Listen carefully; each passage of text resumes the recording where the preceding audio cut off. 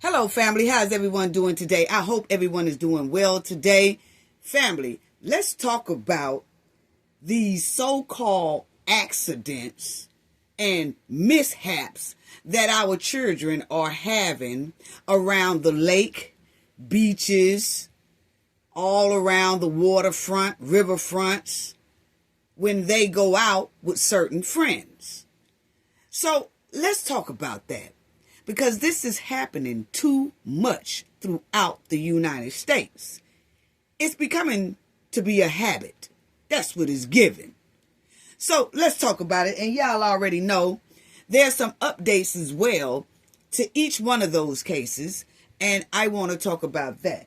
But y'all already know what we have to do for the ones in the back. Video is under fair use. Copyright disclaimer under Section 107 of Copyright Acts in 1976.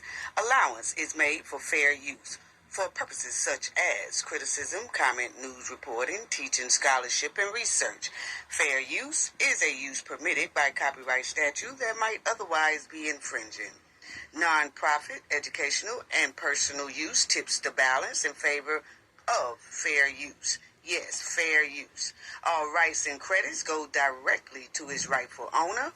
This video is purely for fair use, opinion, and entertainment. Enjoy.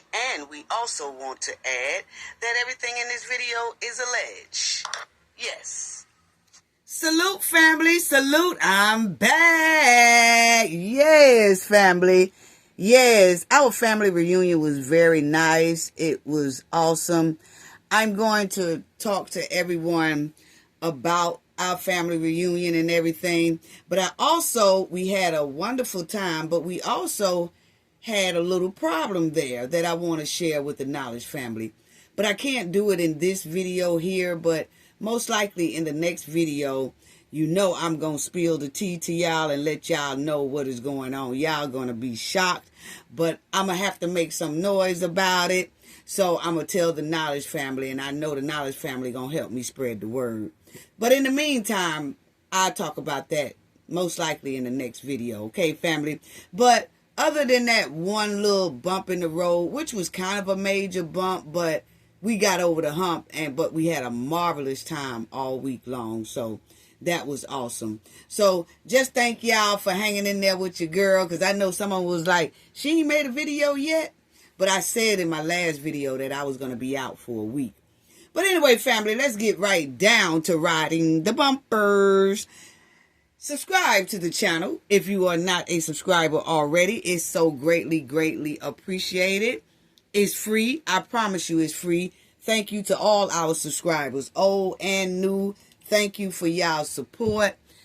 Hit the like button and please hit the hype button. It's free as well. Hype your girl up. Hype your girl up. I've been gone. Hype your girl up for at least just one hype. Come on, y'all, please. But thank you. It's all free, though. And I want to say sending loves and hugs to you all as well. But family, let's talk about this. Because there's just too many teens that's... Before I do that, let me go back to this right here. Because... it's given that our Black American teens and our young adults are under attack. Actually, the young children, the teenagers, the adults, women, and men, it seems like something is going on, like we are under attack. And I mentioned this in my other video about my opinion. It's an underground social media thing that this is going on. That's just my opinion because it's happening too frequently. Okay?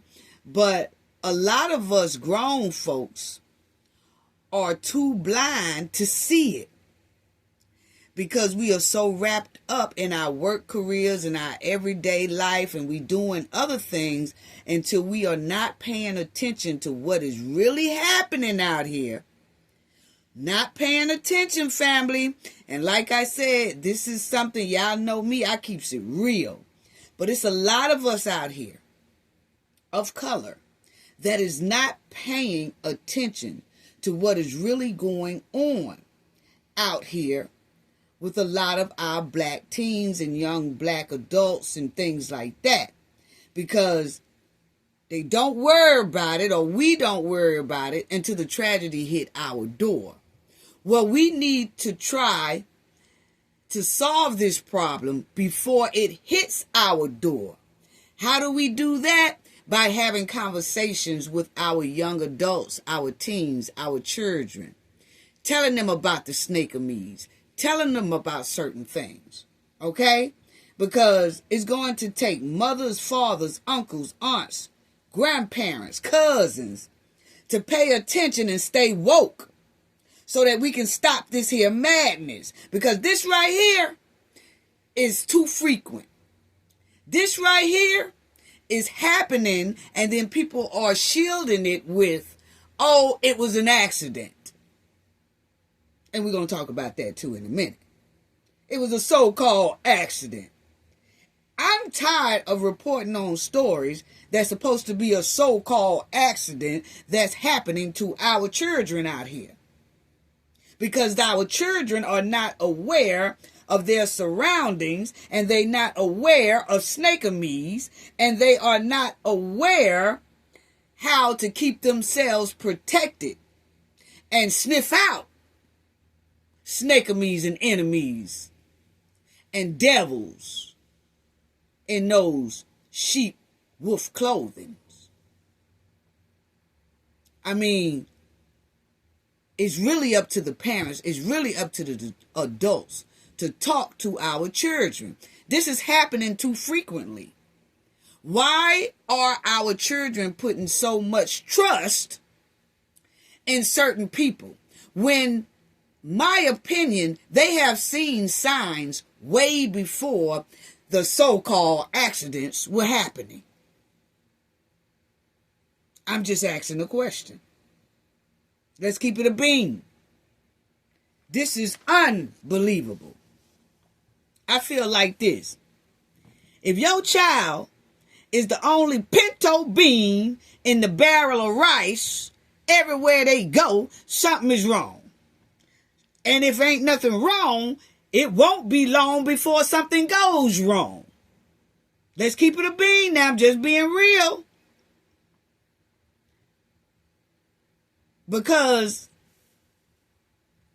it's hard to get the proper justice that your child deserves if your child is the only ethnic group in a group.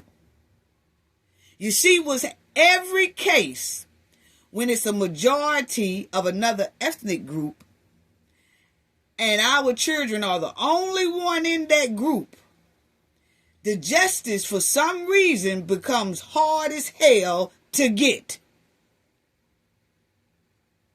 It gets swept under the rug very easily and quickly. People don't want to talk about it. They close the case up very easily. All of that is going on. So if we know this is happening, why are we allowing our children to put themselves in that certain situation? I'm just asking a question. Because all of these stories that I see here on the screen is always a cover-up, full of stank, smelling like skunk meat, all over the place. Each one of these stories on the screen smells like skunk meat. I'm sorry, that's my opinion. Now, it's nothing wrong with hanging out with other ethnic groups and having other friends of other ethnic groups. What I'm saying is, why are you the only one in the bunch? I told my kids that. If you hanging around 5 of another ethnic group, why are you the only one? What? They don't allow an extra one? They group is limited to one of you?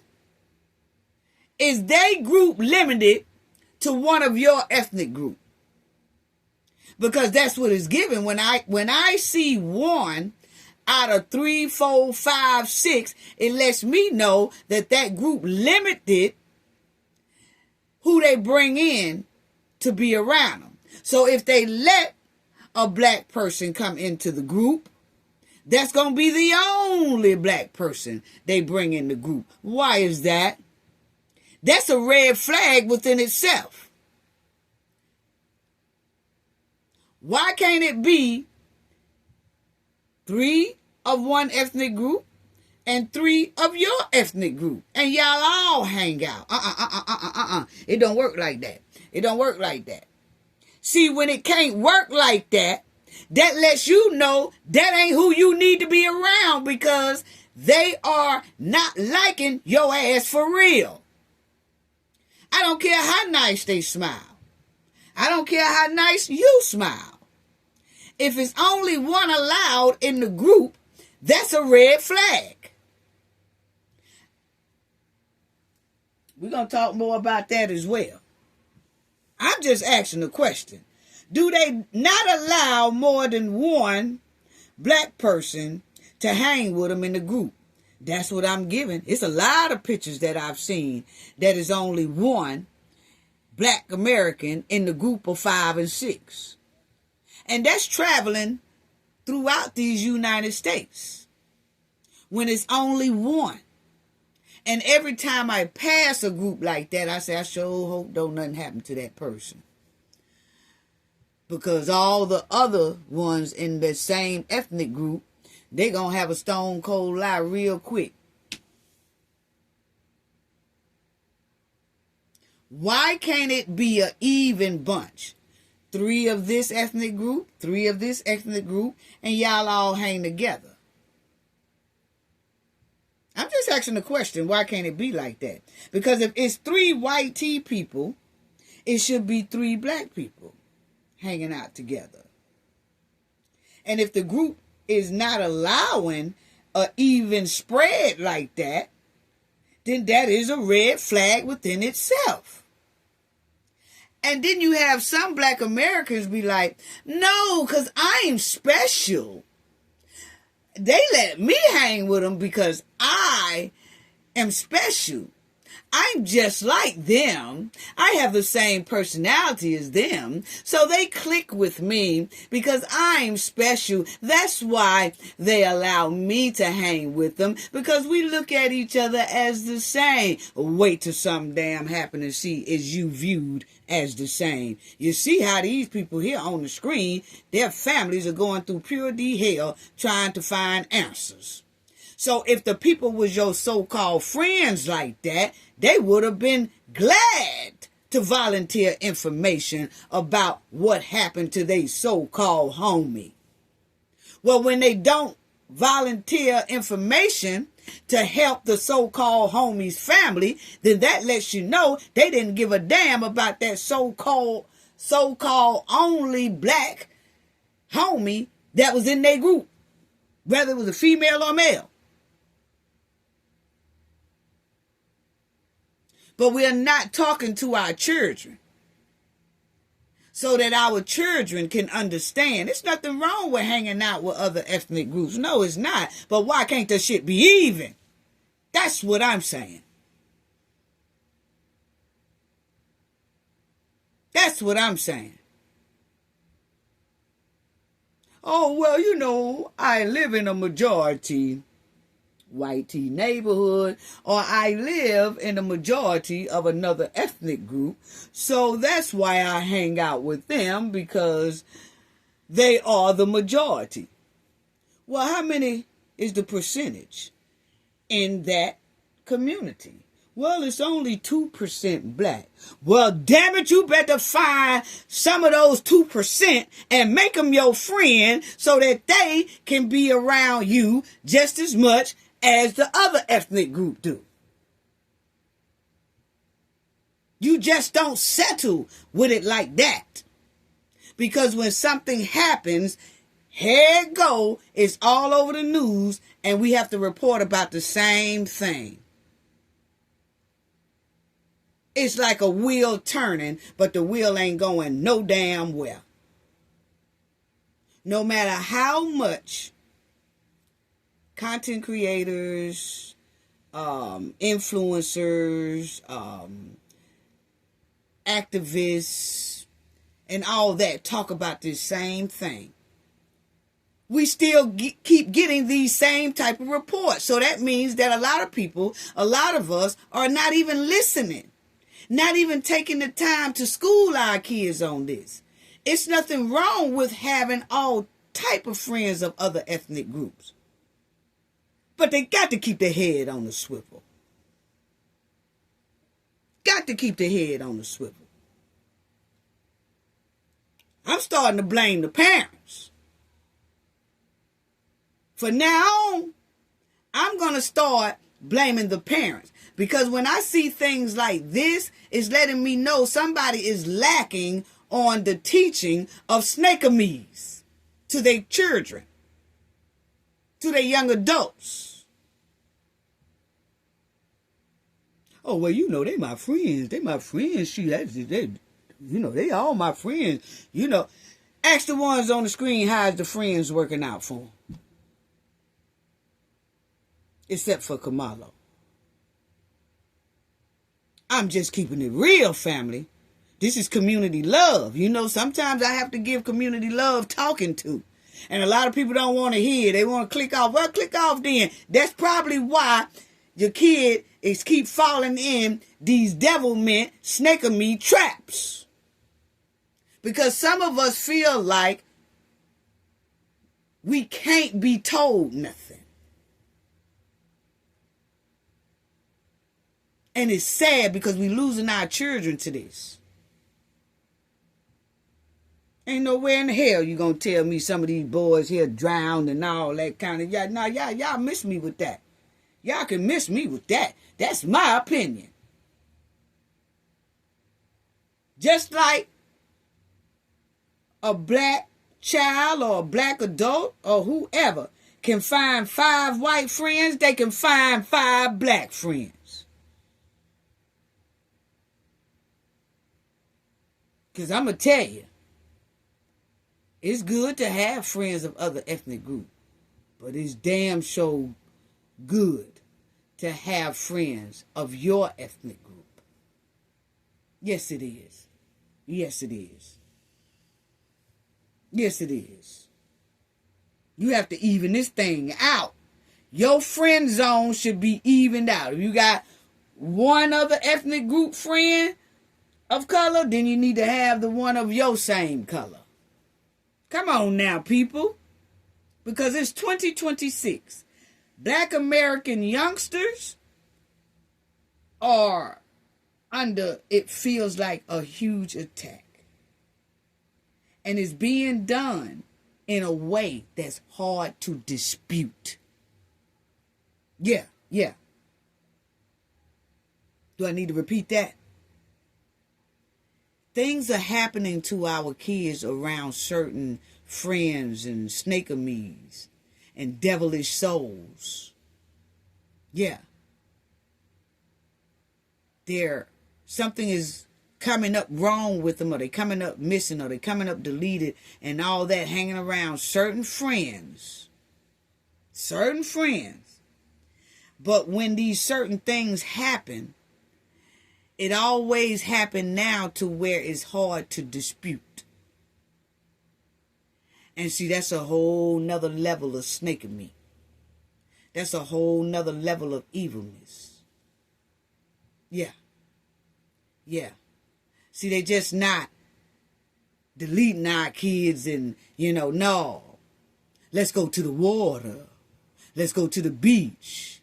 Let's go to the lake. Let's go to the riverfront. Yeah. Because, see, those things could be easily ruled as accidental. Y'all better stay woke round here. Yes.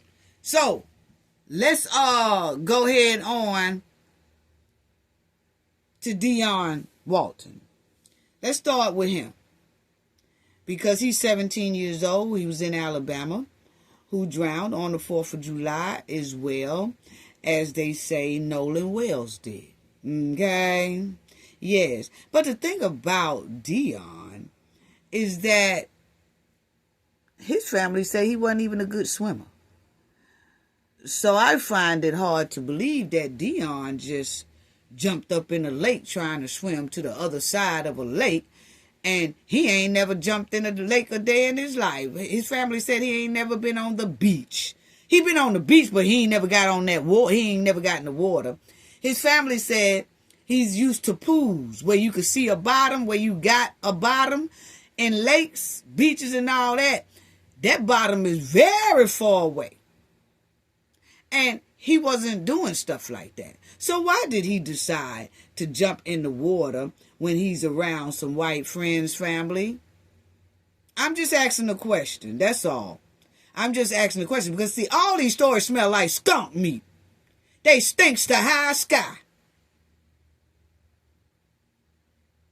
And a lot of people think that these stories was going to be just brushed over, swept up under the rug, and was going to be forgot about. No, no, no, no, no. We done told y'all we ain't our ancestors here.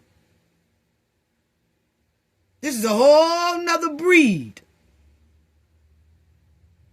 And our kids just ain't going to be coming up missing like this and talking about a so-called accident or a mishap and all that. And we ain't supposed to say nothing. Y'all got us effed up.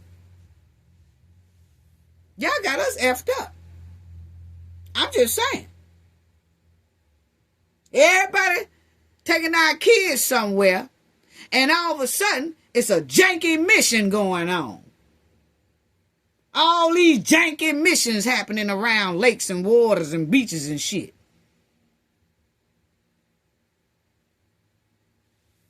Anyway, family, I done got heated over here. I'm on the family reunion, and every time my phone pops up, it's one of our kids done got lost, got missing again, all that type of stuff, in some water. What? Who was they with? Oh, they was with another ethnic group, some white tea friends. What? Well, what did they say happened? Oh, well, you know, they don't know what happened. They all calling it drowning, boy. They ruined that quick. What? A hot mess. Anyway, family, Deion Walton. His folks said that he don't go in no water like that. But for some reason, he wind up in this water. Okay? So let's check out his story, what they said about Deion. So check it out, family. Covington County family who lost their This loved in one Alabama. drowning just days ago on the 4th of July. WDHN's Robert Smith Jr. has the latest. The stomachs of Jason Walton and John Walton turned after they were at the store getting food to grill up for the holiday when they got a frightening call from their nephew Deion Walton's football coach that he went missing in a community lake. He was like, hey Jason, where you guys are? I was like, well, we just got home. This is Deion's nephew, okay? Now, this is Deion's nephew who they call. So it's given that he is the guardian over Deion because they never showed Deion's mother or father or something like that. They never know what happened. But it's given that his uncle here on the screen is his guardian, okay? So he said he was at the store with his partner, who is a man, a white man, and he said they was at the store shopping, and that he got a phone call from his nephew's coach and was telling them that something is wrong, okay? Check it out, family. From the grocery store, and he was like, you guys need to get here ASAP. And I was like, well, what do you mean? And he was like, it's involving Deion. They went to the community lake off Harmony Church Road in Covington County, where Walton was with some of his teammates celebrating the holiday. We seen like all these police is there, and then we pulled into the driveway on the side of the house, and then I saw the rescue squad. They were both divers searching out there in the water. I'm like, why are all these people out here? And so I parked the car, and I ran to the dock quick, and I was like, well, one of the parents came up. I said, what's going on? His family says they were told Walton and some friends jumped off the pier into the lake. Now, His family they done told his uncle that Deion done jumped off the pier into the lake. This is Deion family, some of his You know, all the different pictures of him. That's his uncle and both uncles. But they say that Deion done jumped off in this here lake. Now, if y'all see, family, this is the pier. Right here where my finger is. This is the pier that they say Deion jumped off this lake into that there pier. Now, remind y'all, Deion don't know how to swim. He's not a good swimmer. Put it that way. He's like a mediocre swimmer, okay? He's a mediocre swimmer. Now, family, it's a lot of us that know some people who are mediocre swimmers, and we know some people who really don't swim like that. They love to get in the pool, but they really don't swim like that, okay? Deion was that type of young child, okay? He's 17 years old. But my thing is, you really, when you're scared, like if you only used to swimming in just the pool, you don't even get in the beach, you don't get in beach water, you don't do any of that. When you get to this lake up on a pier like that I just showed y'all, you ain't trying to jump. You are not trying to jump off that pier. Now you could because of peer pressure. But I'm going off of Black American kids that, I've been around because I'm a Black American myself. And I was a kid at one time. We just ain't, if we can't do it, we not gonna do it. It's sometimes if we know we can't swim that well, we don't even let nobody try to push us in the damn pool.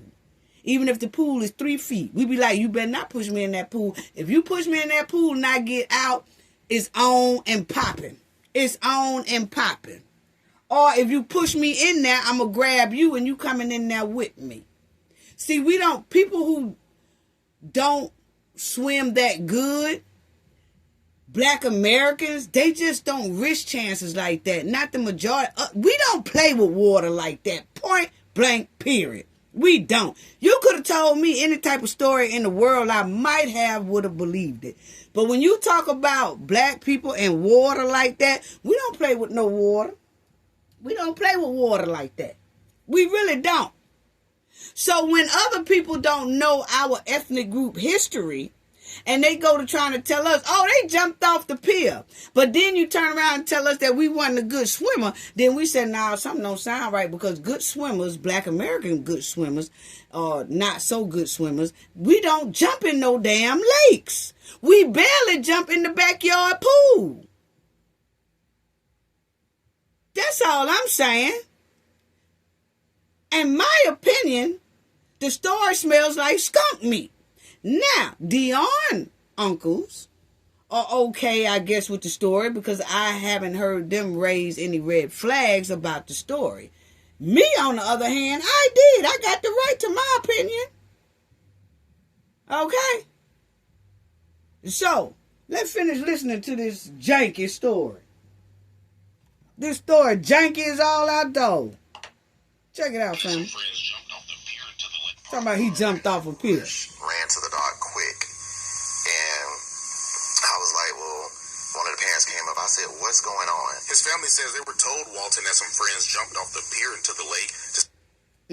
I ain't buying it. His family says they were told Walton that some friends Look at that jumped pier. off the pier into the lake to see who could swim to a small island in the middle of the lake the fastest. But Deion struggled as he was cramping in the water. Now, back towards the pier. Hold that thought. That man said, the friends said that they all jumped in the lake to see who could get to the other side of the lake the fastest. Key word. Deion is a mediocre swimmer. So why would he try to swim against other swimmers to see if he can get to the other side of the lake the fastest when he already know he can't really swim that good? Hello? Hello, family? Uh-huh. Why would Deion do that? If he know he can't swim that good, he only used to swimming in a swimming pool, and that's barely mediocre swimmer. Okay? So, why would Deion make the decision to jump off a pier and see who can get to the other side of the lake the fastest, family? I'll wait. Trying to grab onto a floaty. He was I'm trying trying to tell. for help trying to grab onto a floaty. Listen. He could swim to a small island in the middle of the lake the fastest, but Deion struggled as he was cramping Yeah, he in the struggled. water. After turning back towards the pier, calling for help, trying to grab onto a floaty, he was already starting to sink underwater. The parent that owned the home, he said he rushed out there to the pond and he jumped in to try to look for him, and all the other players turned around and tried to search for him, and they just could not find him. And I was just, I don't know, it's a lot. It's not even real. Don't even seem real to me. Family says Deion was a mediocre swimmer and he was used to pools, but not lakes where you can't see the bottom. Although this is a What they say, family? Deion is a mediocre swimmer. He's only used to pools where you can see the bottom. He's not known for jumping in lakes like that or beaches like that. So why is somebody trying to tell me that Deion done jumped in that lake there trying to see if he can race these people to the other side when he can't race nobody because he's a mediocre swimmer? So he know he gonna lose because he can't really swim like that, and he used to just getting in pools where he could see the bottom of the damn thing, okay? So why would he make that decision to jump off of there? Was it peer pressure, or did somebody push him in that damn water, or what happened? I'm just asking a question. I mean, they just told us what they say happened, but for some reason, Cafe just ain't buying the story. Now, his folks buying the story, okay? And that's all well, fine, and good, but I still got a right to talk about it and give my opinion. I ain't buying it. Anyway. I was just, I don't know, it's a lot. It's not even real. Don't even seem real to me. Family says Deion was a mediocre swimmer and he was used to pools, but not lakes where you can't see the bottom. Although this is a tragedy, family says there is one message that comes out of this. Be careful. You don't want to put a message out there that says, hey, don't get in there on this holiday or you may suffer these consequences. That's not the message. The message is be careful and try to take precautions in everything that you do. Maybe, if I'd have known. That's the partner of the uncle. His uncles say his teammates loved Deion. To know him was to love him. He was a 17-year-old student at Strawn High School who ran track, played football, and basketball.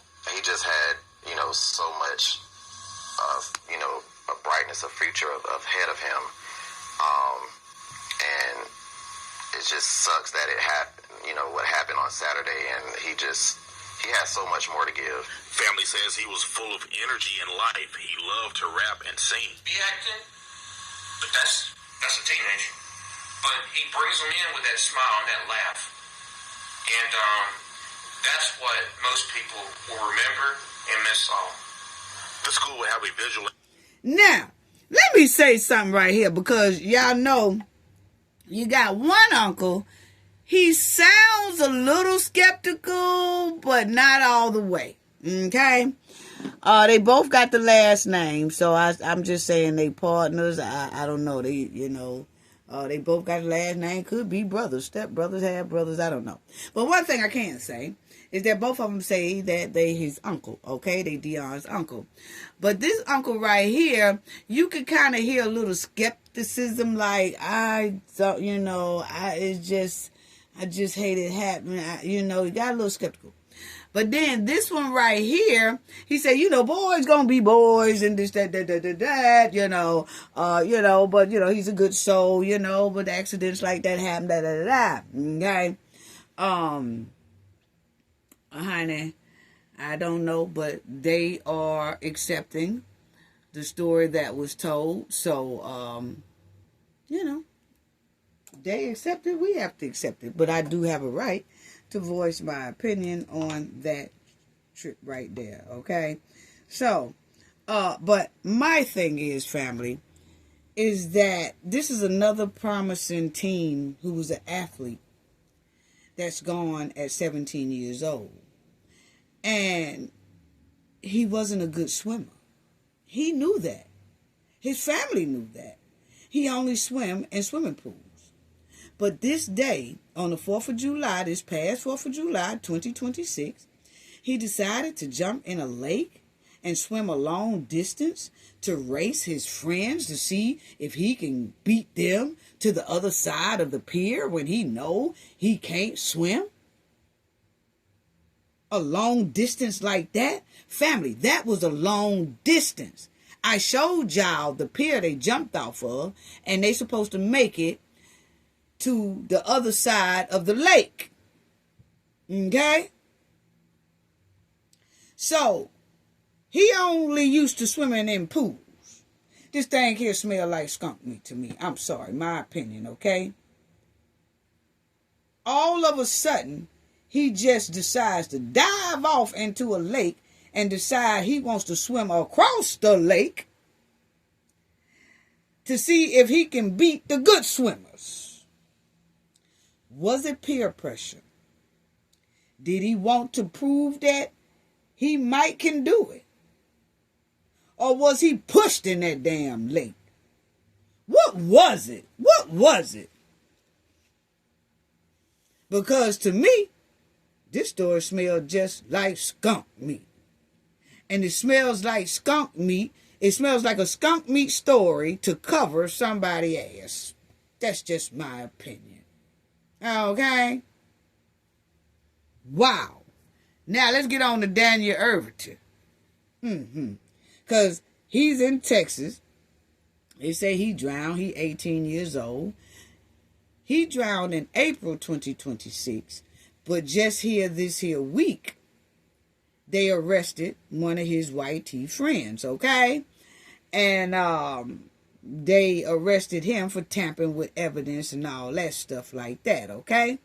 Now, it was the same thing going on over here with Deion, with some white tee friends. Now, this one here was hanging with some white tee friends.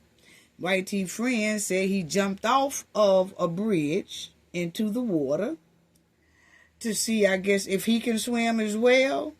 But then when he couldn't swim and couldn't get up, then his friends didn't call, his white tee friends didn't call for help, family. What they did was they took his clothes that he left behind because, he didn't want to jump and swim with his clothes on. So he took off his clothes and he about had on his boxers or whatever. And they said he jumped off in there. That's what his friends said. So when he was having trouble and in distress, instead of his friends calling 911, they left him there. And they took his clothes and hid his clothes on top of some branches somewhere. And they took out with his phone. Yeah. Wow. Let's listen to that, family. Boy, family, y'all better start schooling our children. Check it out. Because, see, it couldn't have been mine. Because it wasn't no way my family finna do nothing like that anyway. But then, if some white tee boys say, you jump in there, did all of them have their clothes on? Or clothes off? And then they were supposed to all jump over in there at the same time, and only he went there. He went over first thinking they was coming right behind him. I don't know. But what I do know is that the average black kid would have said, nah, dog, you go first. And then the other one would have went, no, you go next. Because he said it was two white ones and him. I'd have said, y'all go first. Let me see y'all jump off in there. No, you go first. No, you're not finna use me as no crash dummy. You go in there first. Jump. You jump. Let me see you jump. I bet you, family, if Daniel had told them to jump first, none of them would have never gotten that water, because I don't think now one of them two white tee boys was going to go in there anyway. They just want to see what he do. That's what it's giving. But anyway, family, let's listen to this story that these devils did to Daniel Erving. Check it out. We have a major break tonight to tell you about in the death of a North Texas teen. It was supposed to be a fun day of fishing for 3 young men at Lake Ray Hubbard. Instead, it turned deadly after the group jumped in to swim, and 18-year-old Daniel Erving never resurfaced. Now, months later, police have arrested a 19-year-old they say tried to cover up and hide what actually happened that day. Fox 4's Alex Boyer picks up our top story. Now, this is the one who left Daniel there in distress. Left him needing help. Left him going up under that water while he's calling for help. Left him. And then act like Daniel wasn't never with him. And then he had Daniel's phone. And then he started tapping with the phone. Then he threw Daniel's clothes away. Somewhere off in a clothesline or something like that. What? Check it out, family. From there. According to Dallas police, text messages prove that the victim and suspect knew each other and had made plans to meet up and go to a lake back in April. Now, the victim, Daniel Erving, never came home. His mom reported him missing. It wasn't until nearly 3 months after his body was recovered that police have made an arrest in connection to the case. 19-year-old Lucas Roper is accused of tampering with evidence in connection to the drowning death of 18-year-old Daniel Erving in Lake Ray Hubbard back in April. Wow. Erving's body was discovered on April 17th, 4 days after he is believed to have drowned. Erving had reportedly gone to the lake with Roper and a juvenile suspect to swim and go fishing. Days after his body was recovered, Erving's family held this news conference demanding answers. So they found Daniel's body 4 days, because this happened April 2026 this year, family. And his body wasn't found until 4 days after this incident happened. Okay? But old boy here on the right, his friend, and then the other friend he was with, they said, is juvenile. You see what I'm saying? So they couldn't put that kid's picture up on the screen, and they didn't mention his name either at all. But they told this one, okay, because he's not a juvenile. So then the family had a press conference, and they was talking about how, you know, I'll let y'all hear it in a minute. But this is the bridge, family. This is actually a railroad bridge where the train go across, okay? I'm trying to figure out why was they on a railroad track bridge anyway, because if a train come, that's so dangerous because they stuck in the middle of this damn bridge, okay? That's another thing. And that's another thing, family. See, our kids are not crash dummy daredevils like some people in other ethnic groups are. You got some people in other ethnic groups, they do dangerous things. They do crash dummy things. They do Russian roulette type style things, okay? It's almost like they don't care. It's like, yeah! And they just do stuff that's very, very dangerous, right? Our kids are not used to doing anything like that. You know what I'm saying? They really not. They don't have a history of doing things like that. Let me put it that way. Okay, so when I saw this here bridge, and then they said it's a train track bridge, that's double jeopardy, okay? Because if a train come, it's not too many places these boys can go before that train catch up to them. If they in the middle of this bridge, were they near the edge, whether you see the trees and stuff were, or were they in the middle of this bridge? Either way it go, it's a dangerous task to be walking along this bridge that's really a railroad bridge. And if that train comes, you can't time it. Oh, well, you know, that train only come at 2 o'clock in the afternoon. It's 12 o'clock now. That train could be early. That freight train could be early as hell. Or it could be late as hell. But when it comes, it's coming. So that was a jeopardizing their life right there.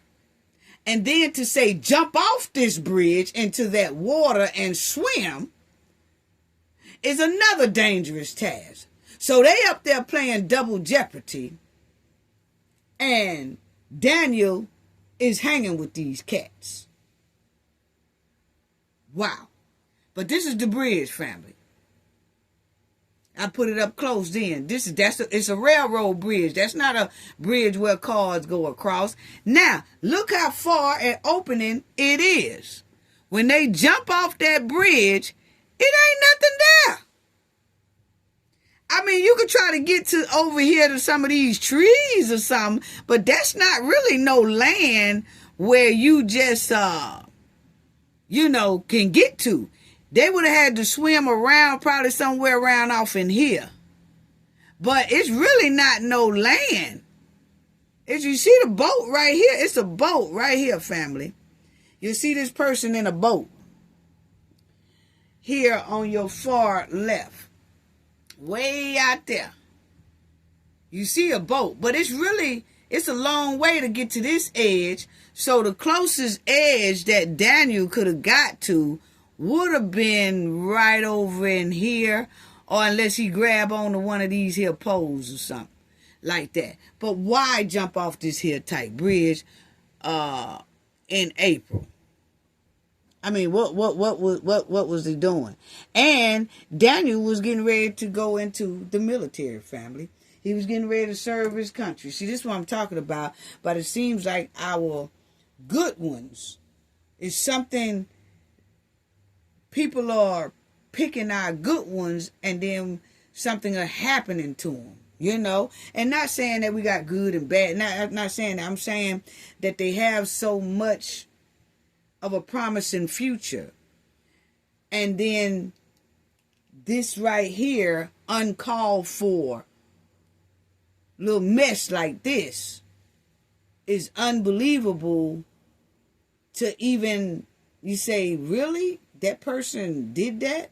Why did that person do that? Or when he took off his clothes to jump in there and they did they push him over there? You just never know. And then as you see, family, the bridge got a damn gate over it. So why would you climb this here gate and then jump across? Why would you climb that gate? Because inside of the gate is the railroad tracks. So in order for them to jump in that water, they just can't jump over there because it's a gate there. So they had to climb on the gate, climb across the gate, and then jump in the water. What? Anyway, family, let's finish listening to this janky story. What do we want? This is his family talking. Justice for Daniel Erving. When do we want it? Now. Erving's family said then that they wanted a full and transparent investigation. On July 9th, Roper was arrested by Dallas police on one count of tampering with physical evidence. According to an arrest warrant affidavit, Roper was interviewed by detectives after Erving's body was found. Roper told police after the three of them had jumped into the lake from the railroad track bridge, Erving drowned and Roper panicked. Instead of calling 911, the affidavit states Roper told investigators he deleted all communication with Daniel Erving from his cell phone. What? Okay, so the dude said that him and Daniel and another one, they all did jump off of the damn thing. That's what he said. He said, and then once they all jumped over in there, Daniel started getting into distress. So he left Daniel, got Daniel's phone, deleted all communications that he had with Daniel because he didn't want nobody to see that Daniel was supposed to be meeting him somewhere where they can go on the bridge and jump off. So he deleted all the contacts and all that stuff off of Daniel's phone so that they can't track that Daniel was with him. Okay? So I guess that's why they got him for tampering with evidence. Wow. Adding that Roper confirmed he was aware that there would be an investigation into Daniel Erving's death, and he did not want to get into trouble. Wow. States Roper threw Daniel Erving's clothes in the tree line as they fled the location. The juvenile suspect also told investigators he admitted he threw Daniel Erving's cell phone from the vehicle after suspect Roper told him to. We, the family, are deeply... Okay, so Roper is, the guy we just seen that they arrested. The juvenile who was with Roper, the one they arrested, and Daniel, it was a juvenile with him.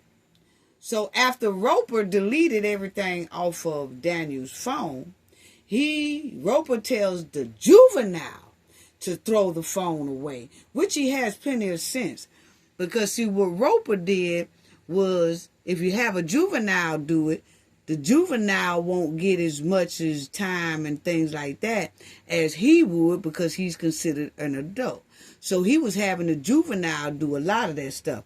But Roper said that he was the one that deleted all the stuff out of Daniel's phone because he knew that it was going to be an investigation and he didn't want to get in trouble. So he deleted everything so that they couldn't tie Daniel to being with him. And then he told the juvenile, throw that phone out the window.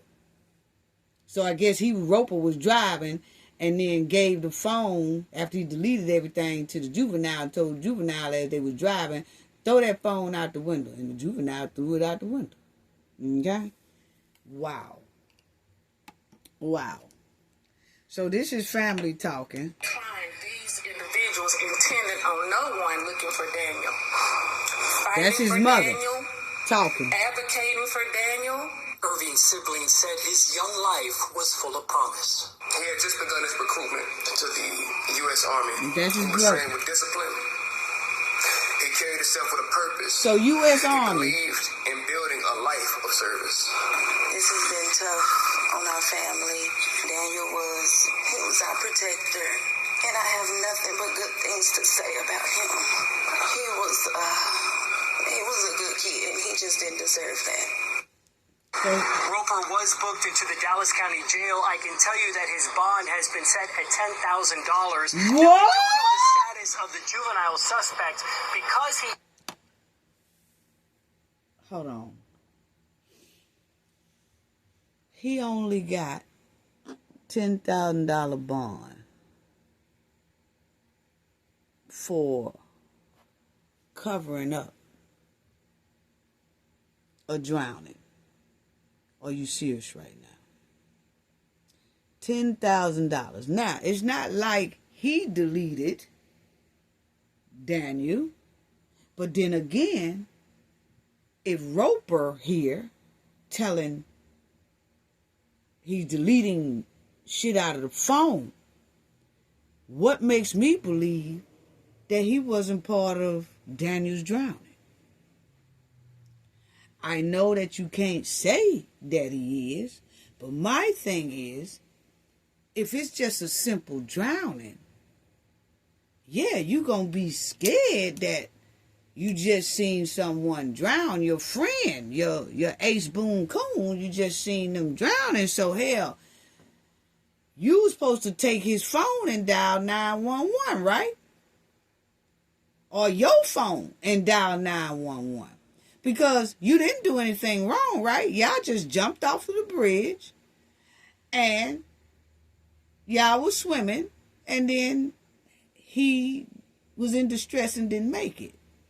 Well, it's nothing wrong with dialing 911 and saying, hey, my friend just drowned. Could y'all get some help? Could y'all get rescue squad? Somebody out here to help. We dived off that train track. I know we shouldn't have did it, but we did it. But my friend is lost, y'all.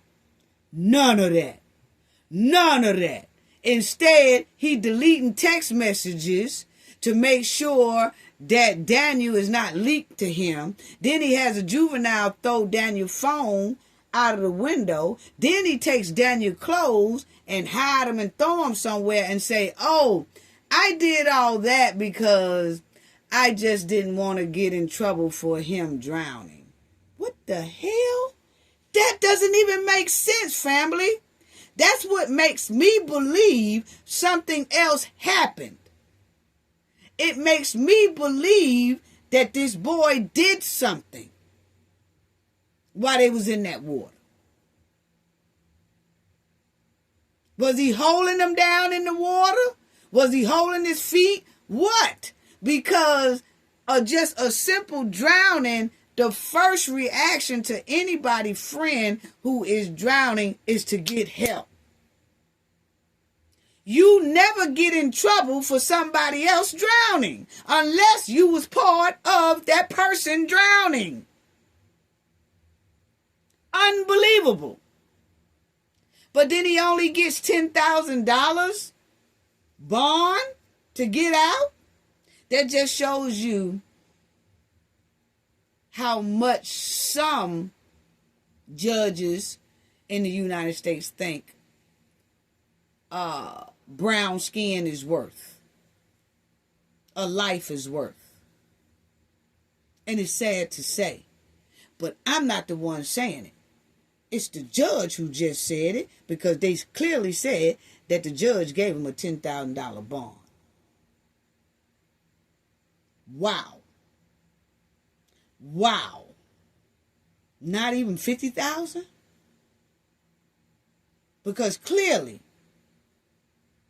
this boy here on the right had a hell of a lot of sense to cover up a deletion that just happened. I'm saying deletion. They say, oh, well, he drowned. Okay, he probably did drown. But the guy on the right just made it into more than a drowning by deleting text messages, covering up his tracks, and then throwing the man's clothes away, and then having a juvenile throw the phone out the window. That's a hell of a lot of stuff being done for somebody who has nothing to do with somebody drowning. That's just my opinion. Let's just keep it a bean. Wow. That's a dirty work right there. That's a janky mission. Wow. Anyway, family, check it out. He is a minor. Dallas police are not releasing any additional information. They're not releasing any information on the minor. And that, you know, we can understand that because the minor is a minor. Okay? But that's messed up right there. That's messed up right there. But anyway, family, we'll stay on top of this story as well, because his family is requesting answers and things like that. And like his mother said, that these boys didn't think that Daniel's family was going to really raise sand about what happened to him, you know? And so, you know, we'll see what the outcome is. I think they get an autopsy or something. I think they did all that or something, because his passing was in April. But see, they just arrested the guy on the right July 9th. So that was just like a week or so, about not even a week ago. But they just arrested him July 9th. So that's 3 months after the death of Daniel, you know. So we'll see what they say, kind of evidence they got on this case, what comes up with the investigation and things like that, and what his family say, what really happened to him, or what's going on, or is anybody going to talk?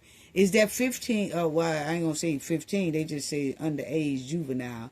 But something just hit me and said that juvenile is about 15 years old. And they never said the age of that juvenile, they just said he's a juvenile. If it comes out that that boy is 15 years old, because my senses is just automatically saying that the juvenile they're talking about is 15 years old. If he turns out to be 15 years old, then that means that my suspicions is right, that more than just a jumping in the water happened, that it was something criminal that happened to Daniel inside of that water. But we'll see. But I sure hope they don't say down the line in transcripts and things like that that juvenile was 15 years old. Because that 15 years old just came to me so quick like that. And if that's true, then my senses never lie. Then that means that if that part is true about him being 15 years old, most likely it's true about the one on the right did something to Daniel inside of that water that caused Daniel to drown. That's what is given. And all the steps that he took to cover up what happened, furthermore, tells me that it was something more than just Daniel drowning. And like I said, Daniel was also just enlisted into the United States Army. And just another promising future just gone. Wow. Now let's talk about Nolan, family. Let's talk about Nolan Wells, who was 18 years old in Mississippi, over there in Ocean Springs, Mississippi. Another promising athlete gone. Okay? And you got a whole lot of quiet silence. It's just silence and lies. Okay? Secrets and lies in water. That's why I say secrets and lies underwater. Because something don't sound right to me with Deion, the first one we talked about. Something don't sound right with me with Daniel that we just talked about. All of this is underwater.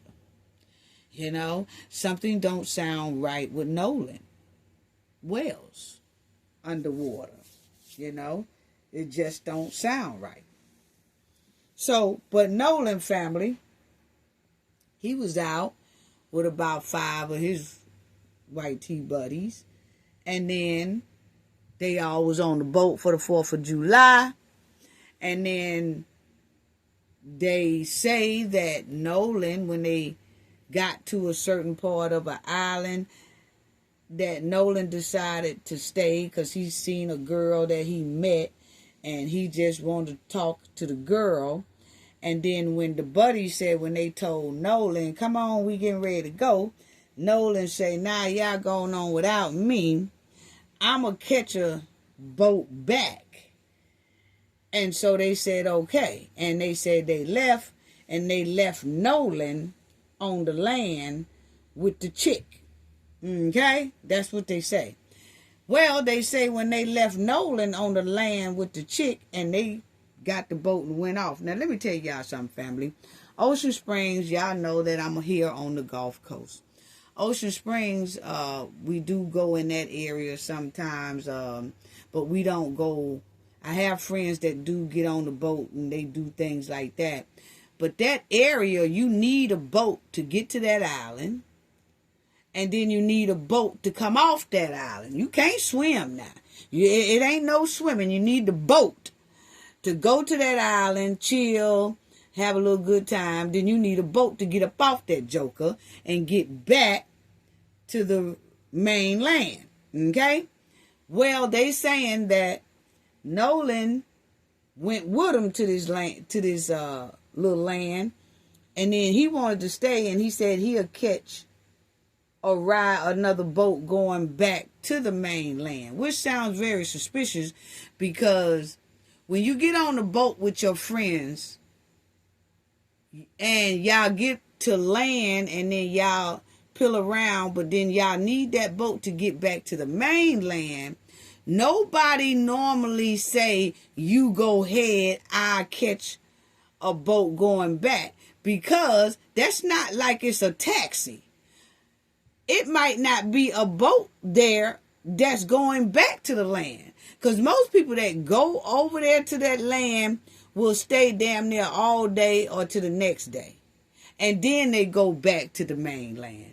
So that's why I say that was weird for Nolan friends to say, he told us to just go ahead and he gonna stay with this chick on the land that he just met. And then they had Nolan's phone in the boat.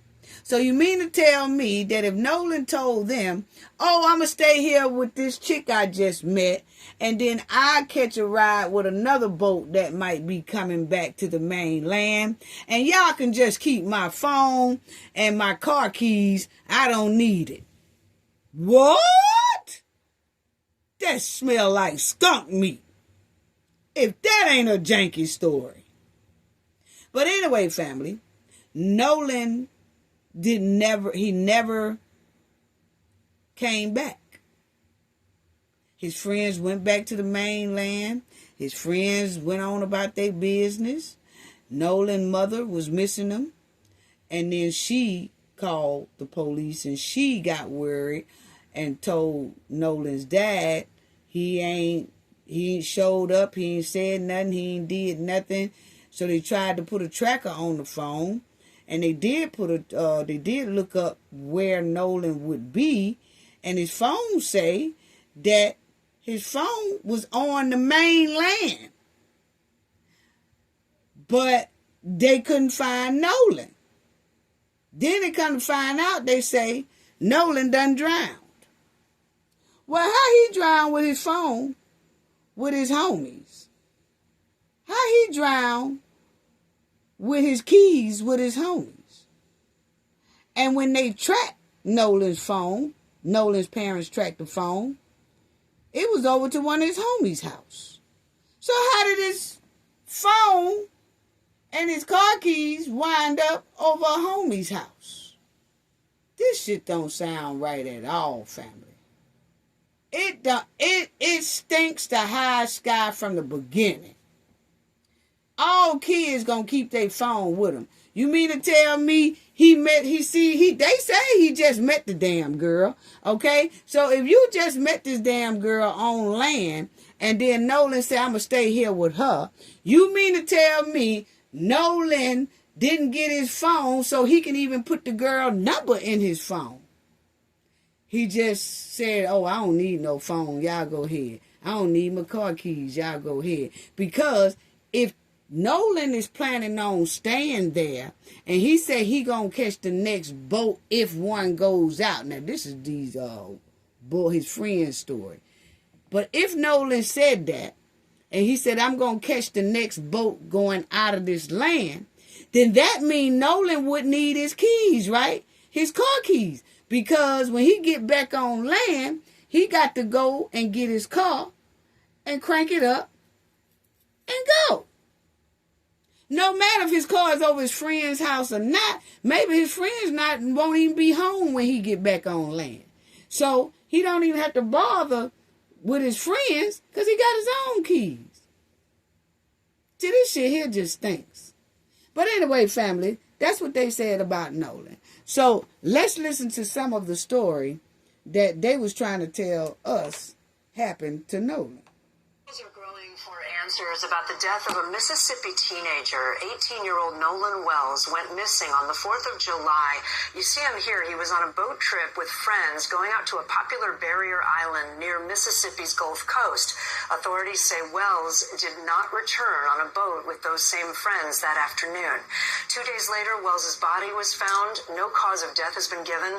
The Wells family has hired attorney Ben Crump, who says they have sent the body for an independent autopsy and expect those results tomorrow. Let's get to NBC News national correspondent Aaron So Gilchrist, check it out what they say, now. family. Aaron, this has gotten a lot of attention on social media. People are posting lots of videos. What do we actually know about the circumstances surrounding his death? Well, we know that the Jackson County Sheriff's Office says that there is still an active investigation going on. It's only been 3 days now since Nolan Wells' body was found off Horn Island, that barrier island off the coast of Mississippi. And at this point, investigators say that they're still trying to get... Now, this is the first report. I'm just taking y'all through the first report because you notice he said it's been 3 days since they found his body.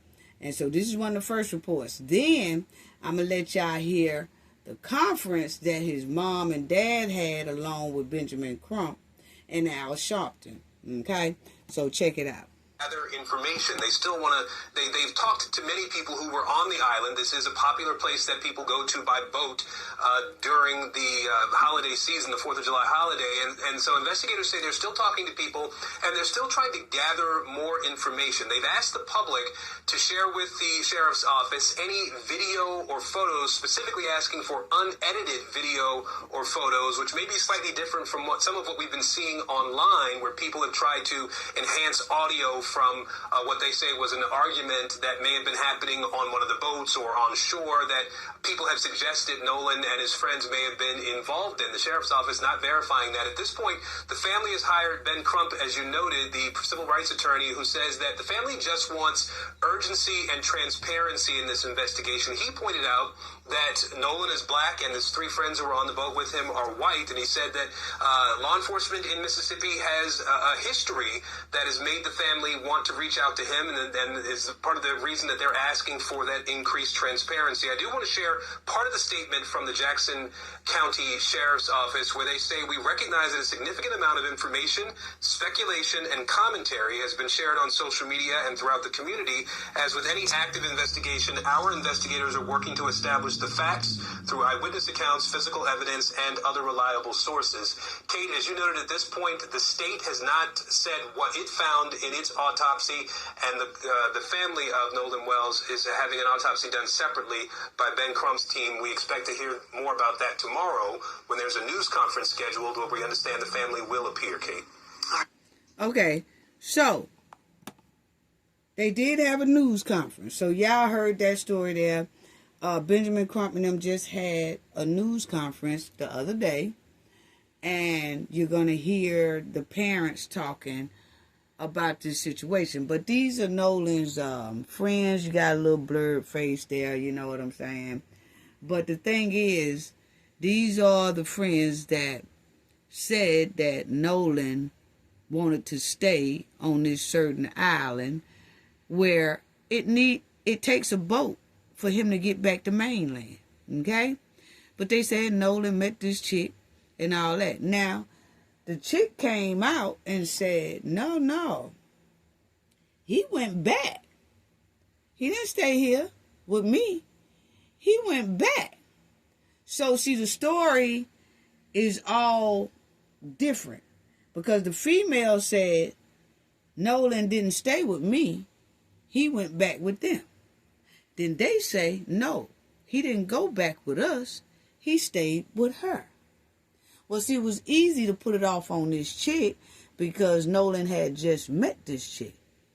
But one thing about it is the chick is the only one that hadn't lawyered up yet. But these guys here on the screen got a lawyer the day it damn happened. Why is that?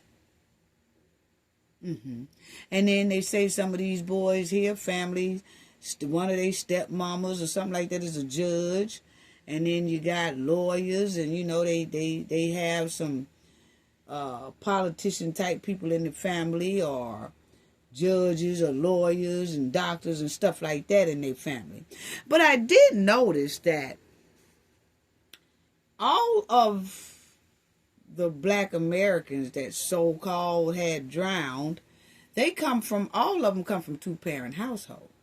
What I haven't seen is two-parent household from none of the people who has been around the black Americans who passed. I haven't seen them with two-parent households. I haven't heard anything about one of their fathers and mothers said something, or their mother and father come on an interview and say something. I haven't heard anything about mothers and fathers, just like the guy who had Daniel Erving jumped off of that train thing. I ain't heard nothing about the juvenile having a two-parent home.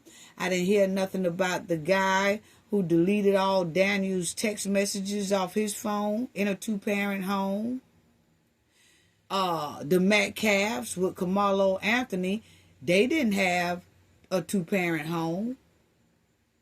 Deion, he had a two-parent home. All of the black Americans who found themselves in trouble around these here friends had 2-parent homes. The ones who are suspect and smell like skunk meat, most of them, I haven't heard anything about having 2-parent homes. So see, I just wanted to bring that to the forefront because a lot of people talk about how black Americans don't have 2-party homes and that's how come they out of control and all that. Okay, well, what about the other ethnic group and the white tea ethnic groups and all that don't have 2-parent homes and their kids seems to be totally out of control? I was just asking a question. I just wanted to bring it up. Yeah, So now we are finished. Here go the press conference that his mom and them did, but that's one of his friends and things like that. They also had some drinking going on, it looked like. Yeah, they also had some drinking going on, looked like underage drinking. Who bought the beer? Who was buying the beer and the liquor and all that stuff? Because these boys had, looked like some alcohol beverages, cans in their hand. So, who bought all that? I'm just asking a question. Is it the same people who covering for them? I'm just asking the question. Now, this is the conference, family. Right are the parents of Nolan. This is Al Sharpton talking now. And we'll hear from them, and of course, attorney of Black America, Ben Crump, and attorney Park, you'll hear from. I want to let me say at the outset that when I received the word of what happened to Nolan and began hearing what was pieced together, it is clear that this situation must have the most thorough and objective investigation to lead to justice. What we've been told does not make sense. And being that there is lack of confidence in the local authorities who have already, in my judgment, seemed to have mishandled where it was going. Because to just immediately, before a week, nothing done wrong. When we hear that this young man was engaged in some kind of argument that was on tape, that his cell phone and keys ended up with one of the people that were there on the island and got away. He was one black with 3 young white men who happened to end up with his phone, happened to end up with his keys. Then there's just too many questions that they should not be closing the investigation. Now, I'm from Brooklyn, so I'm a little different than some of y'all. I was built different. My nose is out here, my eyes are here, my brain is here, which means some things I could smell before I could see and before I could figure out, this does not smell right. So some people are saying, Reverend, are y'all bringing in race? Well, we're not bringing in race, but we're not discounting race either, because we don't know what it is. So to tell us don't rush to judgment saying it was racist is fine. But then I'm telling you, don't rush to judgment saying it was not racism. Because we do not know. We do know what these parents are being told and what the parents have now shared with us does not make sense. How do you end up a young, promising football player, not in trouble, mother and daddy at home, everything we tell him to do and be. They go on the 4th of July, on the anniversary of this country, going to an island, we're outing with his friends, and the friends come back, and he's left there with some story about, he said leave them behind. But then by some magic, one of the friends has his keys and his phone. Mind you, his mother tracked down the phone. They didn't voluntarily tell her they had his phone. They didn't voluntarily say they had the keys. So if they had not been tracked down, we don't know if they ever would have known where it was. some of this doesn't make sense.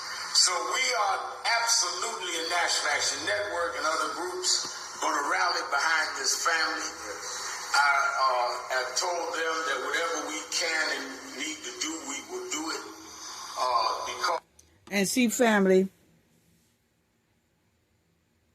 when they reported that Nolan was missing, why didn't his so-called buddies call his parents and say, hey, he stayed with the girl, but I got his keys in his phone here? Why didn't they take the initiative to say it? Why did they keep it?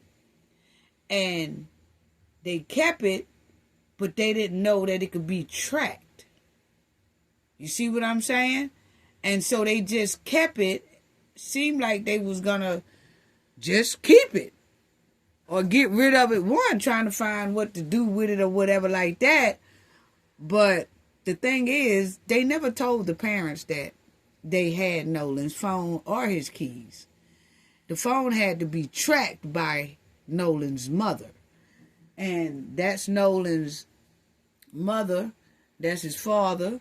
That's B.N. Crump, everybody know, and that's Al Sharpton. And this lady here worked at the Benjamin Crump law firm and things like that. So, anyway, just check it out, family. This smacks of some of the worst fears that we've had historically, not only in Mississippi, but in this country. And we are there until the end with them. I've been asked by the family to be in Mississippi for the funeral to officiate, which I'm going to do. We just got off the phone with Tyler Perry, the actor who says he wants to help cover whatever expenses for the funeral. We have with us Spike Lee is in the house. Many of our people that have always supported families are there. This is not about them trying to raise money. We're going to take care of that. This is about, though, they got to keep going forward. So, Tyler Perry has agreed to pay for Nolan's funeral. Spike Lee has also joined in to help with different expenses. Colin Kaepernick, he is going to pay, or he has already paid, for the independent autopsy. Okay? And they are doing that in Washington. They are taking Nolan to Washington to do an independent autopsy because they feel like Washington does not have any connections with Mississippi or the southern end down here. So they want to take him somewhere else far away that has no connections with this case so they can get a true independent autopsy that's not going to BS around with them on what's really going on with Nolan, okay, or what really happened to Nolan. So check it out. We want justice and let the chips fall where they may. If it ends up being one way that we suspect was wrong, fine. But if it's another way, don't back up and play games with this. They are not activists or lawyers. So they only want justice for their son. I'm an activist. When we get there and they say we eating things up, that's what we do.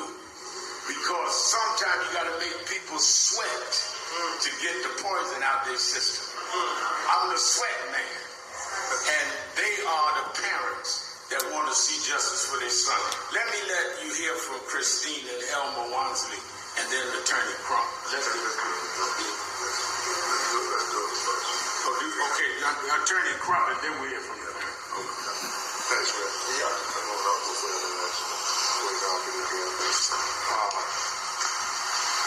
Thank you, Reverend Al, for always answering the bell as you have done on so many occasions when families get the worst news of their life.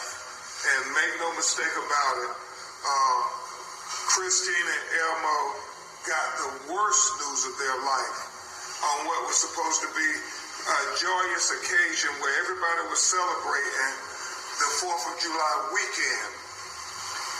I'm Attorney Ben Crump, along with Attorney Lisa Park and Jared Presson, and Camila Moore, we have the honor and the privilege of helping to lead an independent investigation on behalf of the family of Nolan Wells.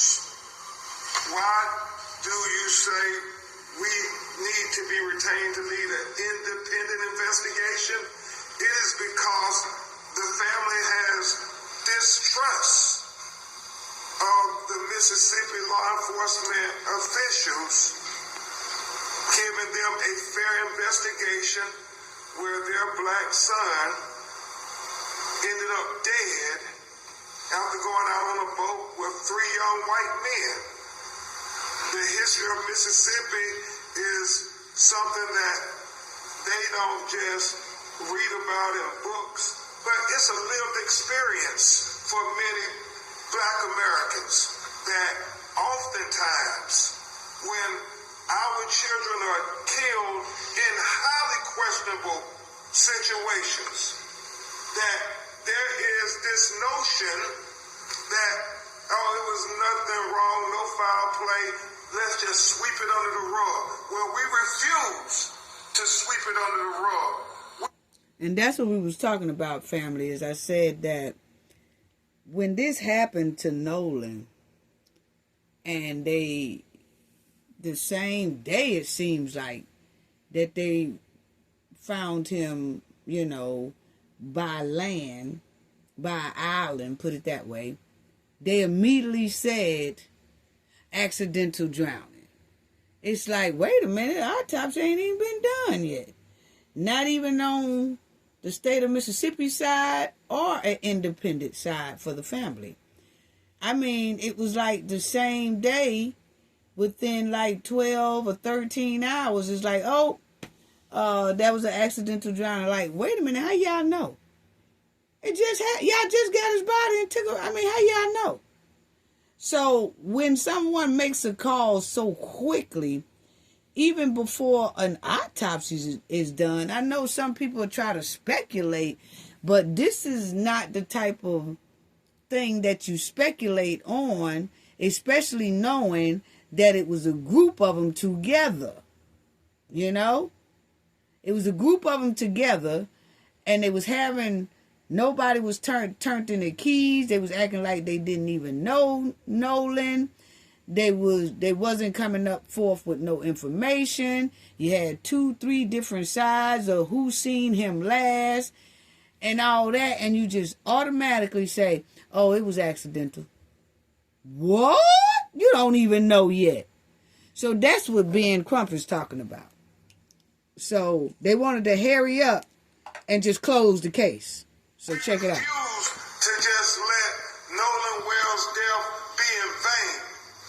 We're going to make sure that we get to the truth, the whole truth, and nothing but the truth, because Nolan deserves it. You're going to hear his mother and father talk about what a wonderful young man he was. I mean, doing everything right. Reverend Al, he was not only a college student, he was a great athlete.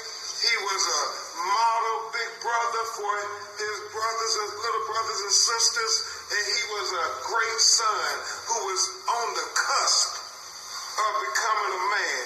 I mean, Christina Elmore did everything to prepare him for this moment. He was so close. He was right there. You're going to hear his father talk about him had a good football season last year, but this season he was really ready to go to the next level, to go to Division I.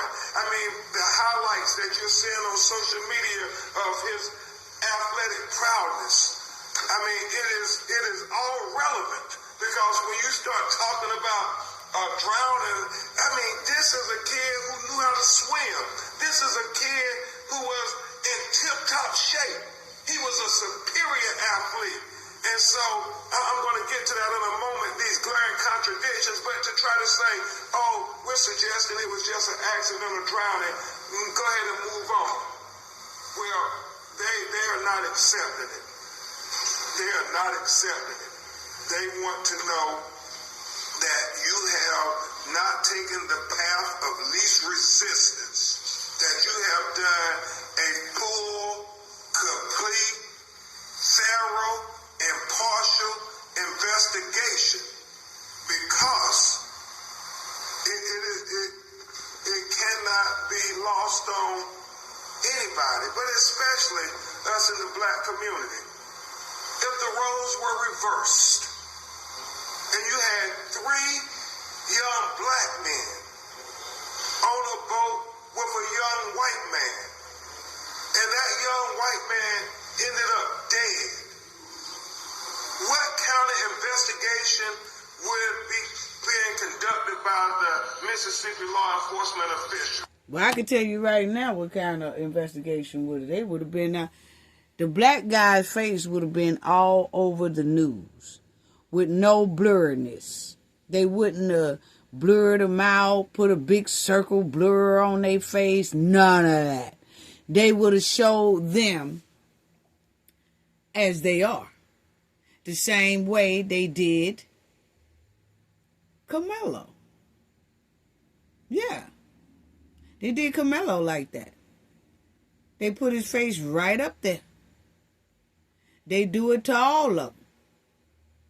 But I did notice that when this happened to Nolan, and those guys, they the ones that post the pictures all on social media of them having fun and all that stuff like that. And they said Nolan posted a lot of pictures as well. But when they got the phone back, his Snapchat was just wiped clean. So somebody who had his phone went into Nolan's Snapchat and just was deleting everything. Well, luckily his family has the phone now, because Benjamin Crump is having that phone analyzed by a specialist and try to retrieve everything that was deleted off of Nolan's phone, which is unbelievable.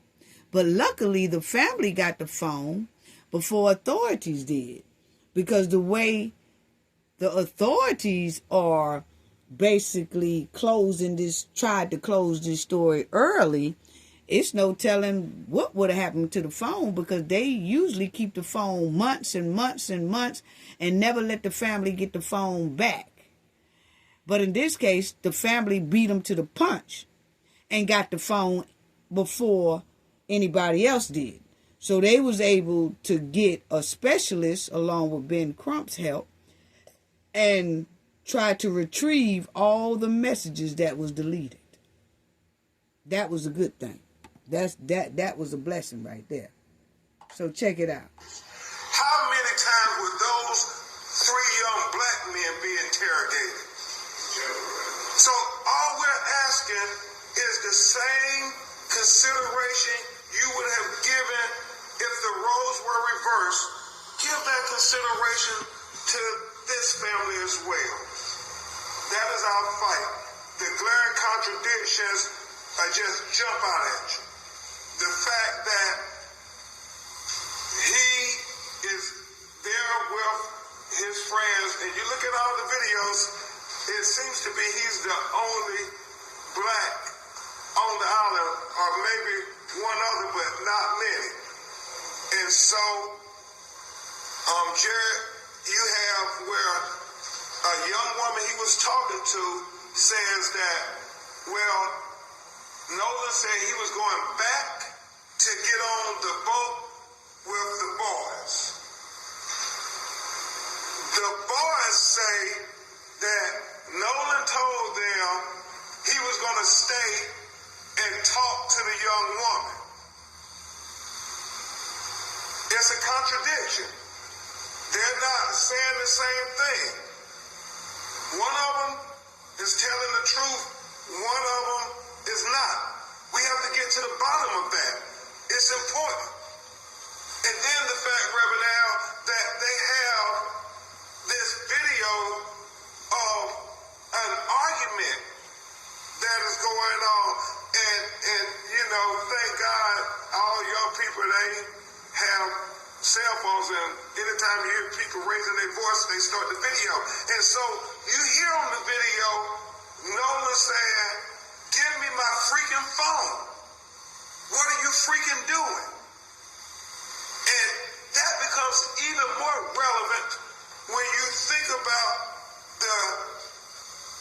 story that they are presenting it. Now, I'm going to let y'all see that too after, not that video, but I want y'all to hear a statement of one of the boys who was there. Not the four, but this looks like it's another one that was there that knew them. Because he made a statement, family, saying it was him that was saying, give me my freaking phone. Now, I don't know if that was him or Nolan, like Ben Crump said. But a lot of people were saying that was Nolan that said, give me my freaking phone. But in an article, you will hear another guy who knows this group, who said they was with Nolan and these four guys. He said that when we all heard that, saying, give me my freaking phone, he's saying that was him, not Nolan. So something sounds real skunk meat in here. So who was he telling to give a phone? Because I noticed when he was telling the story in the article, he never said who he was talking to when he told that person to give him his phone. But we'll get to that after this is over with, after we finish hearing them. But I do want to show y'all this here update that this guy said in an article that was him telling somebody to give him his phone. It wasn't Nolan, because he said, that wasn't Nolan, that was me saying that. Well, who was you saying that to? He never answered that question. I don't even think they asked him that question. They, once he said that was me, they kind of left it alone. But I wanted to ask the question, well, who was you telling to give you your phone? You see?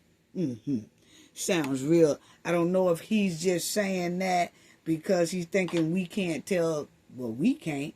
But do Nolan parents can tell a difference between Nolan's voice or what? But finish checking it out, family. Nolan chose to stay behind. That's what they're saying.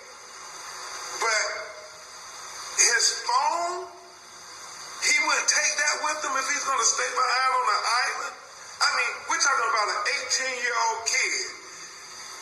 What teenager would leave their phone behind if they're going to stay on this island? What teenager wouldn't take their phone? And so it's not adding up. It's not adding up at all. The fact, as Reverend Al said, they didn't take his phone with them. His mother, when she finds out that her baby is missing, they start trying to track the phone. The GPS, the phone, they've used Life 360, and they discover that, well, the phone is on land. The phone is on land, but you're saying he went missing on the island. And so it's not adding up. And so they go get the phone. And you hear her tell herself, when her and her sister start going through his phone, Jared, they realize that they're deleted messages, so they're trying to figure out, well, why are there deleted messages on his phone? I mean, it becomes relevant when you start putting everything together where we can't just say, oh, there's no instance of foul play.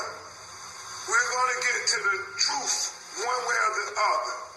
The fact that, and this really makes no sense to me, Reverend Al, this notion that, well, he drowned, y'all have, I'm sure, seen all the videos out there. I mean, if he's drowning, nobody sees him drown, nobody offers assistance, nobody tries to help him. I mean, obviously, he stands out. I think, the only black person I saw when I'm looking at the videos. And if you see him drowning, you mean nobody is going to try to help him? It's not adding up. It is not adding up. Now, let me say this part too, family, is that y'all know I'm here on the Gulf Coast. I do know where that Ocean Springs area is, where on the 4th of July it is packed. When I say hundreds and hundreds and hundreds of boats, It is a lot of them, okay? And it's packed. It's packed. Boats everywhere. I'd be shocked that boats ain't bumping into each other. It just be that thick out there, okay? We have went out there when they have fairs and things like that, but you can see that kind of close on land because people have to go and dock the boat. You see what I'm saying? So in that area, it's just a bunch of boats out there. Even on the 4th of July, over by the island, there are a pretty good amount of boats out there as well, you know. But I still can't see Nolan jumping on a stranger boat to get back. I have on my team is 3 of them that have boats, and they go out fishing in the Mobile Bay, Mississippi River area, the lake areas and stuff like that. And Florida area as well, around the Pensacola area, things like that. So all 3 of them usually take their boats out, and they'll come back with nice size fish and things like that. They all, you know, got the fishing license, things like that. One also does retired doing boating for a living. But what I'm saying is, I know that area that Ben Crump is talking about, and he is right, that place is crowded.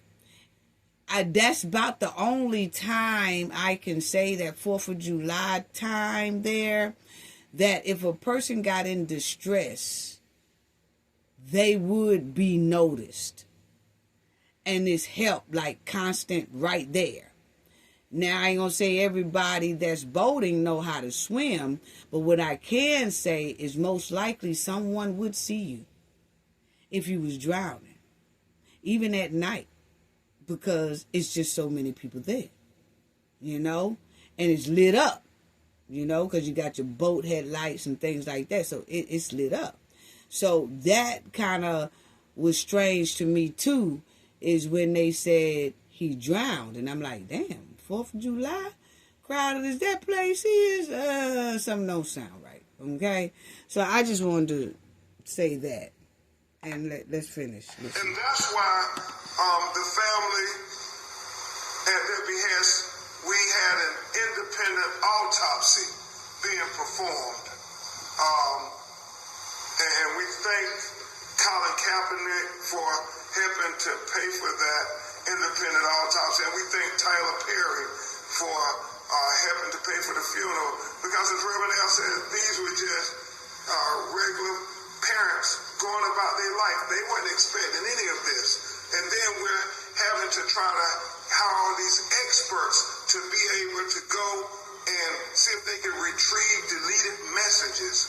We have to have experts. You'll hear from Attorney Park talk about where the body was found when it was recovered, and how long it took to be recovered. We think all of those are relevant issues to trying to understand what really happened to Nolan Wells. And this independent autopsy is so very important, because we had his body flown from Mississippi to Washington, D.C., because his family wanted to make sure that they had a doctor who had no ties to Mississippi law enforcement to do an independent examination of their son's body. And we are hopeful to get that results in the very near future. We were hoping we would have had it today. However, as you all know, here in New York, they canceled all the flights yesterday, and so it took a long time for his body to get to the medical examiner's office in Washington, D.C. But rest assured, as soon as we get those results, we will make them known to you, because we believe transparency is very important. We want to lead by example. We want them to be transparent, and we want to be transparent. We know they... Now, family, I can't wait till that autopsy come back, for real. Because I want to see, did Nolan even have water in his body? Because they say he drowned.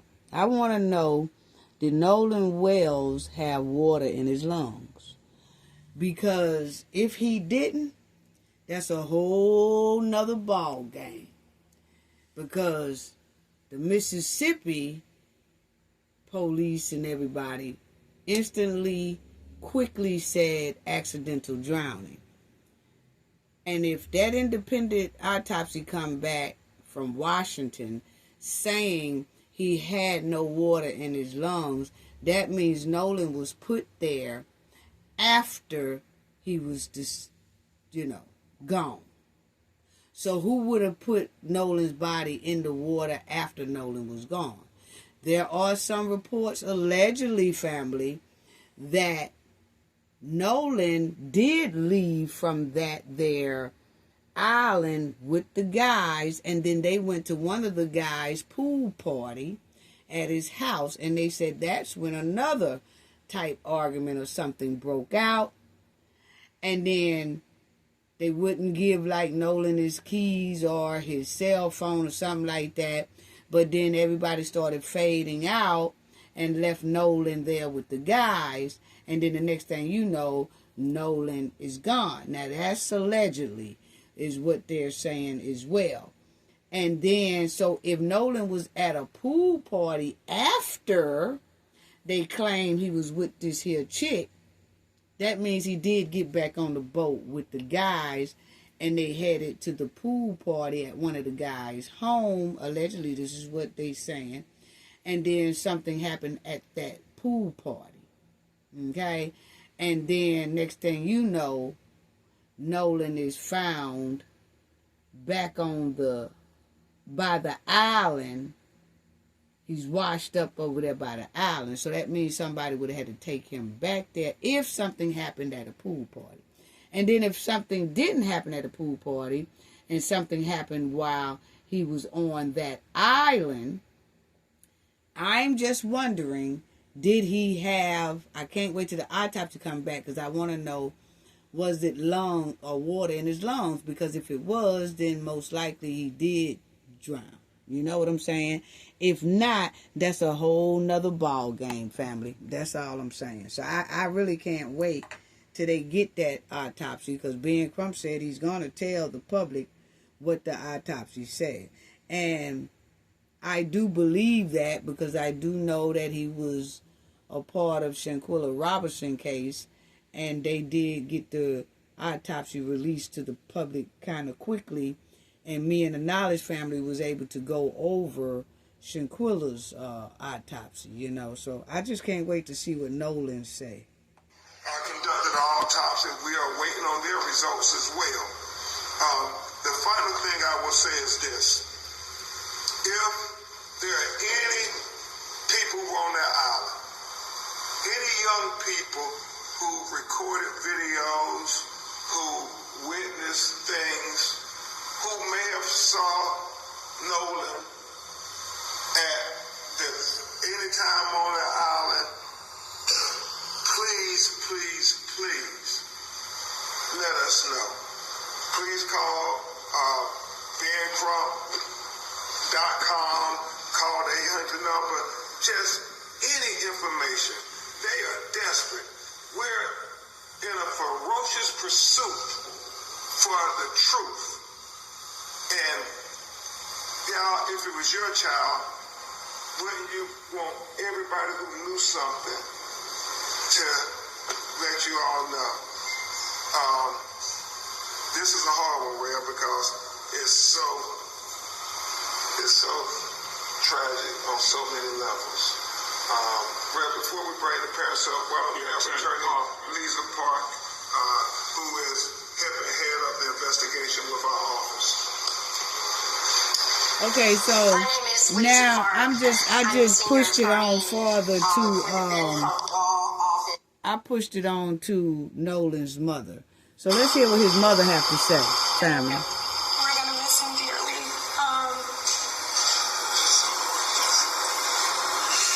But we are grateful, especially to our friend Tashima, who actually was night. She went and picked up his cell phone from where it was and then provided that to us because we of course contacted authorities to figure out who to do the report with, whether it was the county or the city, which then turned into DMR, who I contacted immediately from there. And, but... How you got your cell phone? So, our friend actually, when I called her, Nolan is best friends with her two sons, Jalen and Javon. When I called her, I said, Jashima, have you seen Nolan? He's missing. No one has seen him. No one has talked to him. The boys were actually with her sons. So they opened up their Snapchat because a lot of the kids do have their locations where they're tracking one another.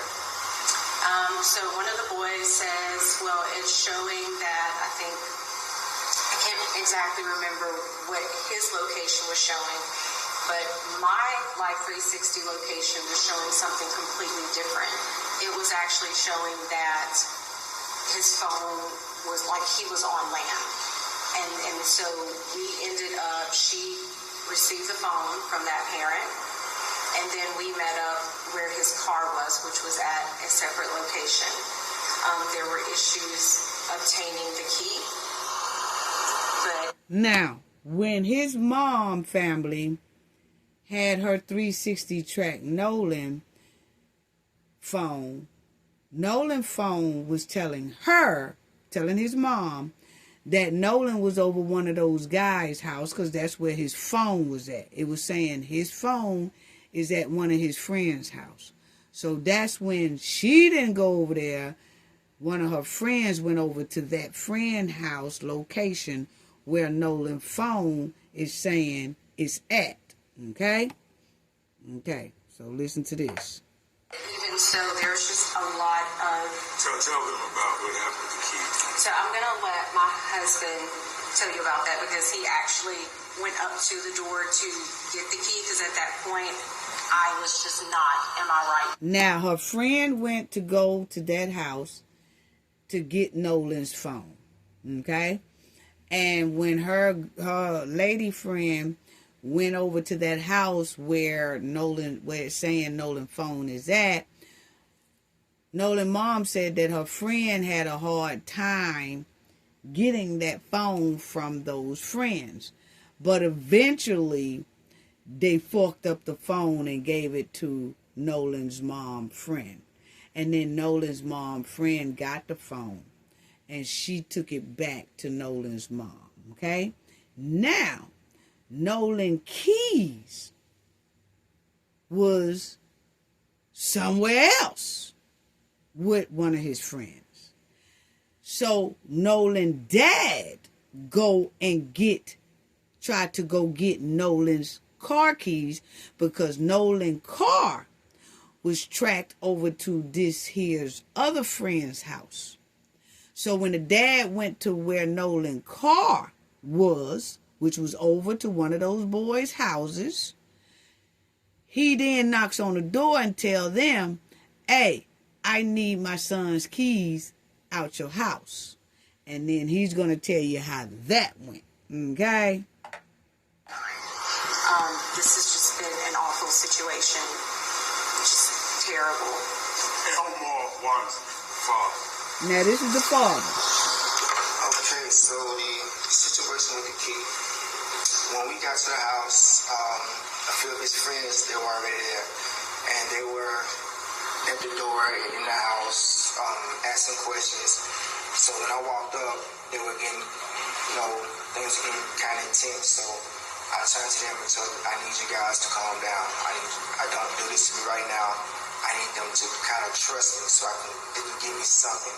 So I was able to calm them down. So the guy, he's in one of the pictures, but he came out of the room, half asleep or whatever, I think Jax or whatever. And I said, look, I'm Nolan's father. I'm here to get his keys so I can get his car. I said, he's like, his car was in New York. His car's parked in New York. So he was like, I don't know, man. I know he's like my brother. I said, well, if Nolan was like your brother, would you please go in your room and see if you can find my son's keys so I can take his car home. He walks off, 2 or 3 minutes, come back, I can't find the keys. I said, okay, so at that point, I get the boys and I get moved them out the house because I didn't want them to go into the house and start tearing up these people's houses because they'd never be all in the situation. So we walk outside by the car. One of the guys that was in the house with us, he was on the phone with a girl, and the girl told him that Nolan's keys were on top of this Jax guy's Xbox in the house because apparently she was there with him earlier. So he goes back up to the door by himself, and 5 minutes later, the keys come out. So now I feel like you done lied to me. So now I'm really like in distrust with you. But as far as the night goes, if I knew anyone who had a boat, I would have went out that night looking for my son. We tried, but I don't have friends with boats. But if I Okay. His dad said if he'd have knew somebody who had a boat, he would have went out looking for his son that night. He said he don't have friends with boats. If anybody is in the Gulf Coast area and something like this happens in the future, y'all can always email Cafe of Knowledge. Our email is on the YouTube page. You can always email Cafe of Knowledge. Like I said, it's 3 people on my team, 3 men on my team who has boats. One boat fits 12, and the other 2 boats fits I think 6 people. But I know that other larger boat that my homie have, it fits 12. Could 14, I think. But we have boats. So on my team. And so if anyone in the Gulf Coast, that's Florida, Mississippi, Alabama, the Mobile area on the Gulf Coast, Louisiana, y'all give us a holler, email us. If you don't know a friend who has a boat, if the Knowledge family knows of anybody who runs into this situation like this throughout the Gulf Coast, email Cafe and ask Cafe, that you need someone with a boat, to help search for something or something like that. They're all qualified boat drivers. Like I said, one of them, that's what they did for a living throughout their career, boating on ships and things like that.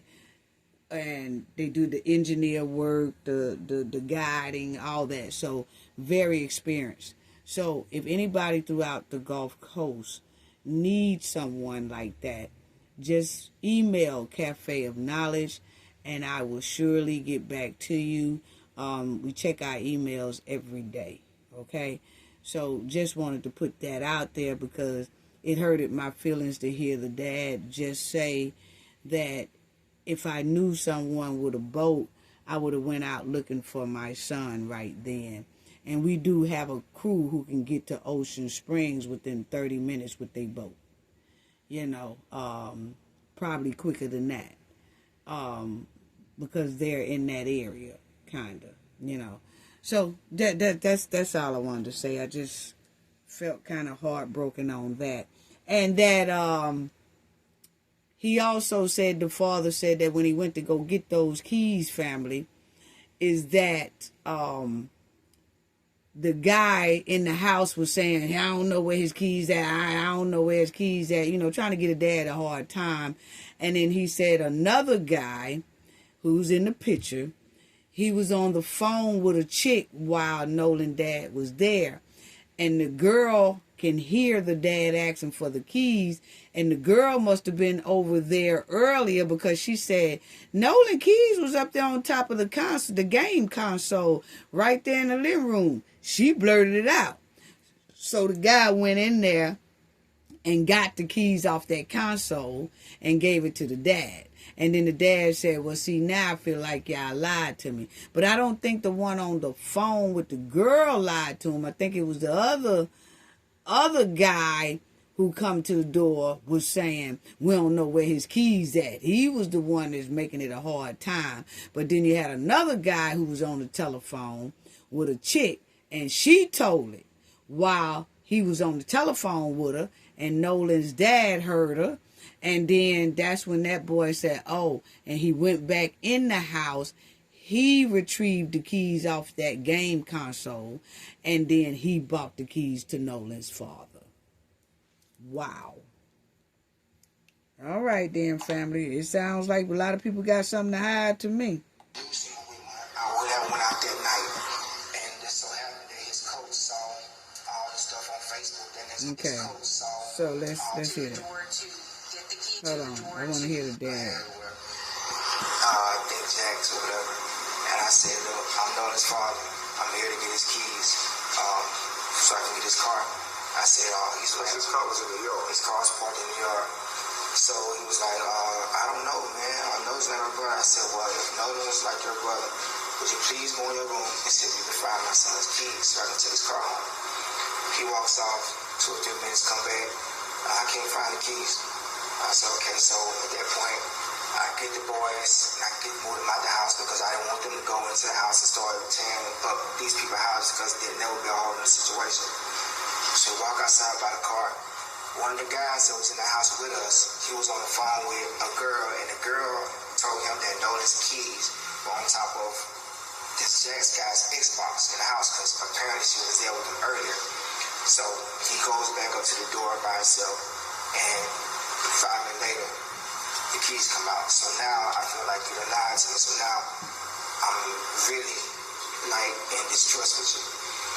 But as far as the night goes, if I knew anyone who had a boat, I would have went out that night looking for my son. We tried, but I don't have friends with boats. But if I knew someone with one, I would have went out that night. And just so happened that his coach saw all the stuff on Facebook that next morning and called and contacted me like 5 in the morning, asked me, do you want to go out? And I told him yes. So within an hour, he was at the dock. We met him, and we went out. We docked the boat, got out the boat, walked on the island, walked a pretty nice stretch, came back, got back on the boat, went around the island, came back around, and when we went to that's where apparently they say that his body floated up. I don't know a lot about water currents or whatever, but I would think that we would have saw his body. And on the trip there was a family that stayed the night on the island, like actually tented out on the island. So if he was left, he would have saw that family on the island, and it was 2 at most down, so he would have had help. So I don't know. I think we stayed there for like an hour and a half. That's when Jackson County and the sheriff department showed up, and they were going to do their rounds. And I had a classmate of mine, he and his 2 boys, they came out and they searched, and then they got back in touch with me and said the Coast Guard finally showed up in airplane. So what is someone saying? So let me say this, family, is that like his father said that when he didn't know anybody that had a boat, he don't have any friends that have a boat, but one of Nolan coaches called him who has a boat like the next day, 5 o'clock in the morning, and was like, hey, you want to go out? And I have a boat. You want to go out? And he said, yeah. Now, he said that him and that coach went at that same spot that they say that Nolan was found. He said he went to that spot a little bit earlier and didn't see anything. Nolan was not there. He said, and that was the same exact spot. He said, because when they said where they found Nolan, he was kind of baffled because he wasn't there when he was there, you know. And so he said then when he went there, it's a family who was tented out in that same area. And they said they had been tented out in that area on that island for like a whole day and a half or something. And he said them folks said we ain't seen no boy here. No, showing pictures and everything of Nolan. He said, no, we ain't seen him. And we've been here almost 2 days, a day and a half. We haven't seen anything, right? So, like his father said, if Nolan had been there, the people who was tented out would have seen Nolan. If he was left on the island and things like that. Them people said they ain't never seen no boy there left on no island, nothing like that. And they had been there a long time, since the 4th of July. They ain't seen nobody. Okay? So that's all I'm saying on that. So now check it out. Is they went out on Sunday, and the tide, if it brought his body up, he went missing on July 4th, as they say. His body should have been there on July 5th. Why would it not appear to July 6th? And that's one of those things that's just not adding up. And the fact that if he stayed behind on the island, there were boats there. There were people. Somebody had to see something. That's why it's not adding up. And that's what they're saying. It's just not adding up. And if he was there 2 days, somebody on the island would be able to verify that. 2 days, and nobody's come forward and say, no, he was with us, or no, we saw him. It just does not make sense. Make it make sense. Just one last thing. I thought my voice was loud enough. One last thing. We want to have Christine talk about the cell phone from her perspective before they tell you who Nolan was. And then we'll... Okay. And this is Tyler Perry. And he's going to pay for the funeral expenses for Nolan, and Colin Kaepernick he's paid for the independent autopsy, okay? And Spike Lee as well is helping with some finances, okay? So let's finish hearing what the mom said. So when we made it home, my sister and I actually went through Nolan's cell phone, particularly Snapchat, because that is so popular with the children. And when we opened it up, there was nothing. There were no saved pictures. There were no snaps from that day. And we did open it before the 24-hour expiration.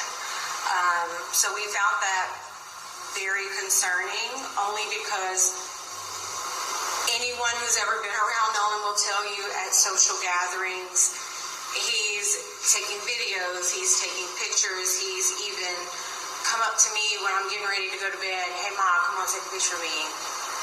You know, like that was Nolan. So that's why we feel that things may have been deleted, was because of the fact that there was nothing in either one of his accounts. But I do want to say this. I would hope that any parent who, God forbid, would be in our situation, I would hope that you would do the same thing. I would hope that you would ask for any help, receive any help to get answers, because at the end of the day, that's all we want. At the end of the day, that's all we want. We just want to know. We just want to know what happened and why our baby didn't come home. Like that's our biggest thing. And we are so grateful to everyone, family, friends, classmates, United Cajun Navy, everybody that's assisted us. We appreciate you. There's not enough thank yous that we could say or give to you, but I just, we just want to know. We want an honest, thorough investigation. That's all we're asking for. Do you want to say about who Nolan was and then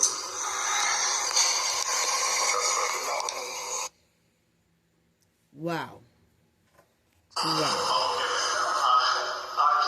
Sorry, I should ask a question here. First, for the family, wondering if you recall from your friend what was said to her by the people who gave her Nolan's phone and were turning from one room for you.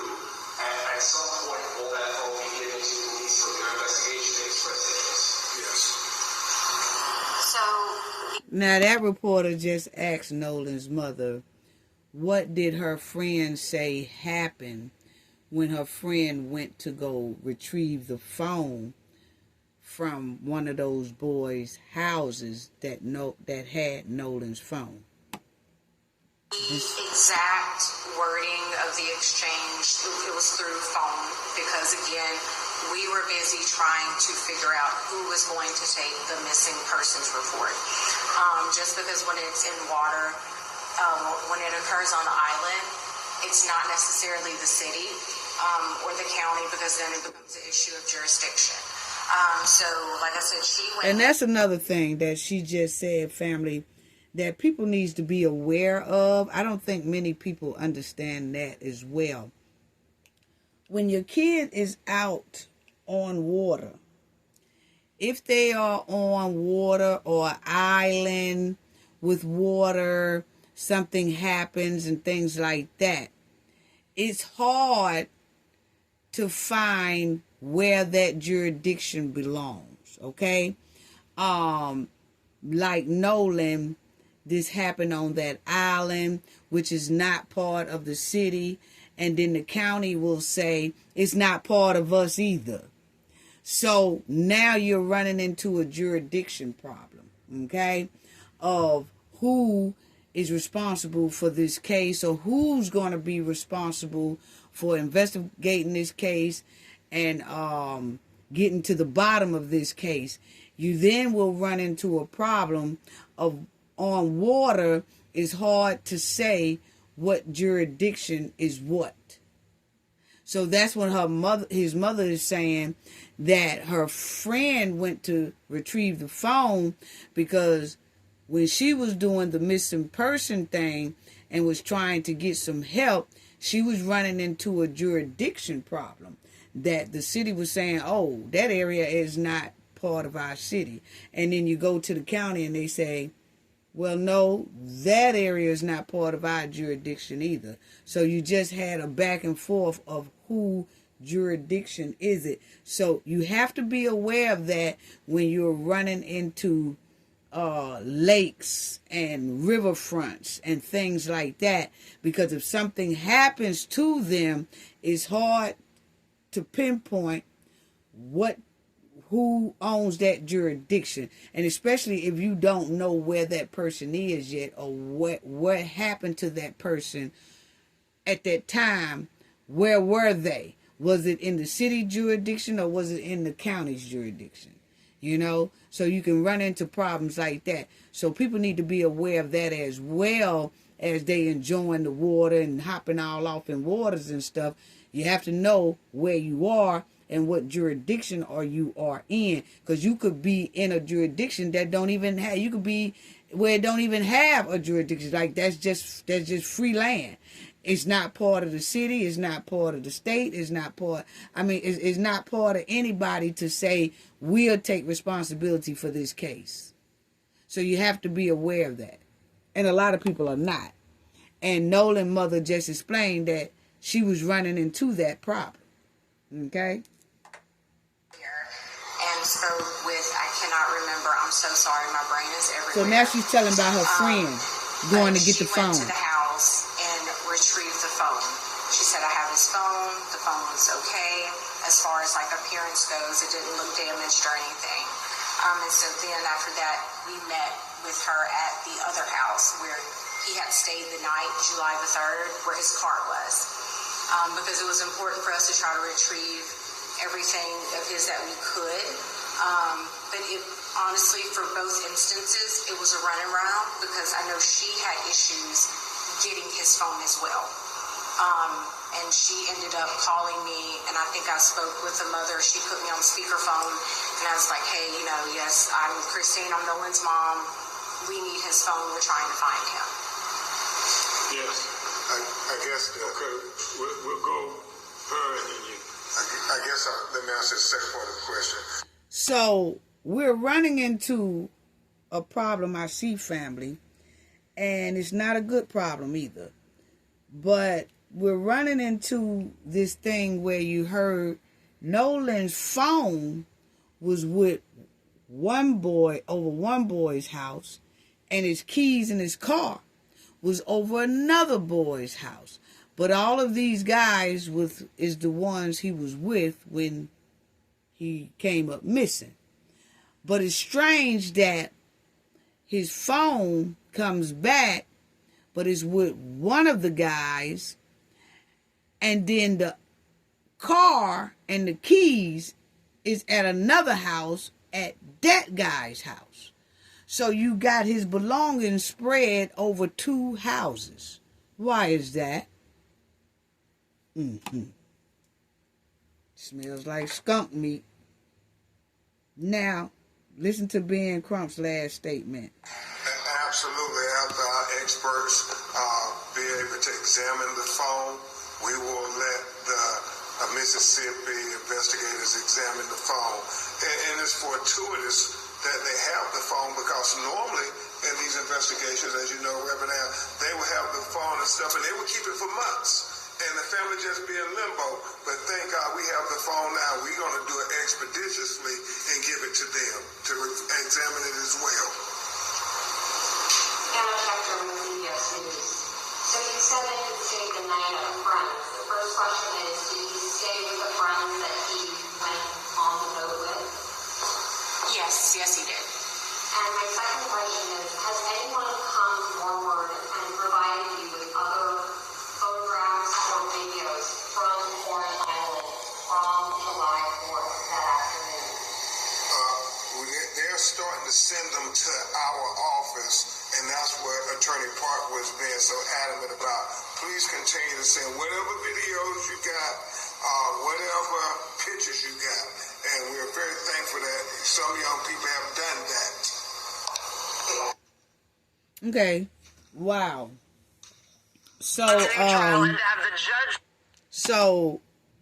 Wow. So anyway, family, we are hoping that Nolan family, gets the answers that they deserve. Really do. Unbelievable. I just can't wait till his autopsy comes out. I really can, because that's going to tell a lot. Now, this is the part I wanted to show y'all, that one of the guys said, oh, that wasn't Nolan shouting, give me my phone. That was me. That's what he say. Okay, family? So check it out. Turning to the group's final hours with Wells, Shepard said, this is one of his other friends that said he was there when Nolan and these other guys was there, okay? His name is Shepard, and he was on GMA, and he said that the teen remained on Horn Island after meeting a young woman earlier that day, while the others returned to the mainland by boat. They met that day, and it's kind of one of those things, Shepard said. He did come off that day that he really did like her, but that was the only time they ever hung out, was at Horns Island on July 4th. So this here other friend is sounding like he is coinciding his story along with the other guys that Nolan was with, okay? But listen to what he says. Then he says, his comments echoed that Ledbetter had previously said investigators were told by witnesses that Wells chose to stay behind with the expectations of returning later with another group. What other group? He ain't know nobody else for real. But anyway, however, Wells' family has questioned that account. During an interview on GMA last week, his parents, Christina and Elmore Wasley, said they could not understand why their son would have voluntarily separated from his friends, saying he had always been taught to stay with the group. And I think that's true too. I don't think Nolan, but check this out.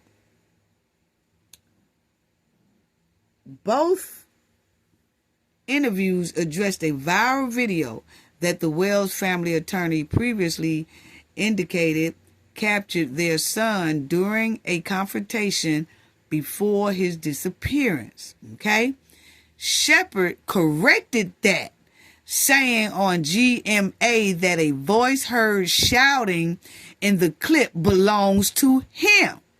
That's me, he said. That's me yelling, he said. He also gave the same account to Rolling Stone, telling the magazine that Wells was not shown in the video. So this friend here, this Shepard, is saying that viral video that's going around, and they saying, you can hear Nolan saying, give me my effing phone. This guy Shepard is saying, that wasn't Nolan who said that. That was me who said that. And Nolan wasn't even in the video. That's what he's saying. So it sounds like he is trying to say Nolan wasn't saying that. He said that.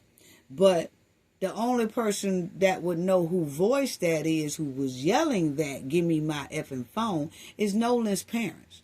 So if Nolan's parents listen to that viral video that shows a young man saying, give me my effing phone, if his family say that is Nolan's voice, then this guy here, Shepard, needs to be investigated as well, because that means that he is basically obstructing justice, meaning that he's trying to tamper with justice to make the investigation even harder by saying that that person is him, but it really was Nolan.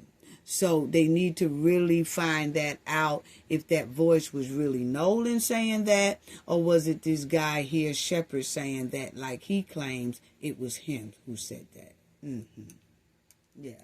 I mean, this story get deep with skunk meat every time. Every time. So he said he was the one that did that.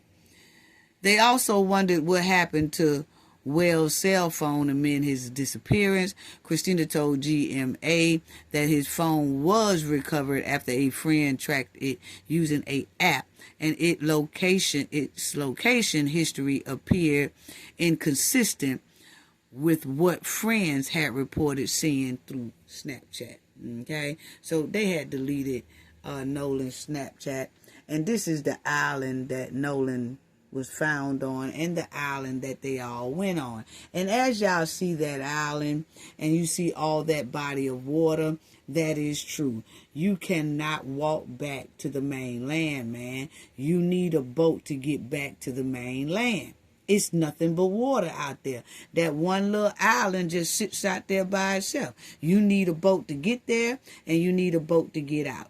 I do not see Nolan just telling him to go head on, I'll find a ride home. That's not like he's on mainland down the street somewhere, and his homies leave him at a bar somewhere, and he say, you know, y'all go ahead, I'll catch a Uber home, or I'll catch a ride home. You can't do that on this here island. So it's just weird. It's just weird. So I really do hope that they find some type of justice. We will stay on top of Nolan's story. And if any updates come up this week, we definitely going to say something. But when Ben Crump comes out with that autopsy, I definitely want to get on that. Now, let's get on to Karmelo Anthony, because he had a good update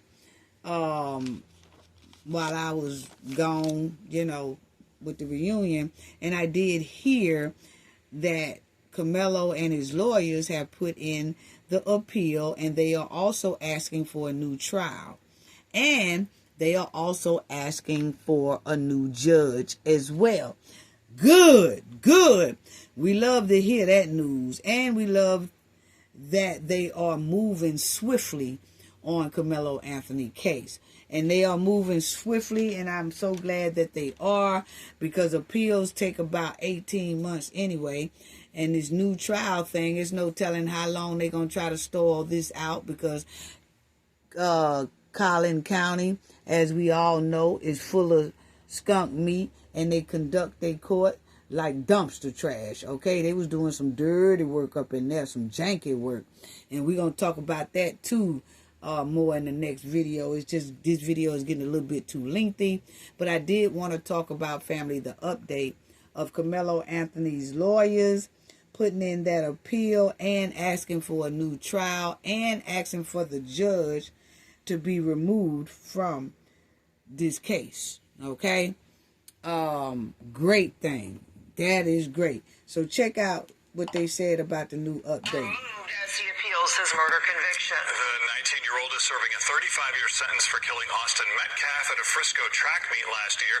Dan Godwin is here this morning with new details. So check it out. Brandon, experts say the filing of these two motions is not a huge surprise. In asking for a new trial, the defense is not arguing that Karmelo Anthony is innocent. Instead, it claims his trial was conducted in a way that violated his constitutional rights. It did. One motion points to the trial being effectively... Family, wasn't I saying that the whole time? I said, don't come over here talking about, oh, he's found guilty, oh, he did a crime. I said, we ain't talking about that. We done bypassed that. What we're talking about, did he get a fair trial?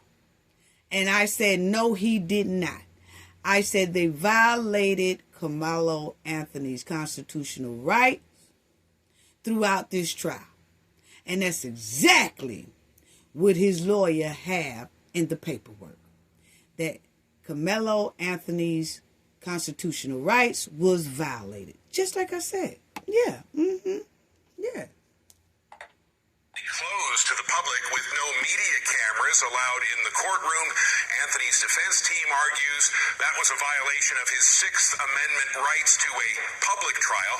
The motion also takes issue with the speed with which the proceedings took place, including a Saturday court date when the defense says many witnesses weren't available.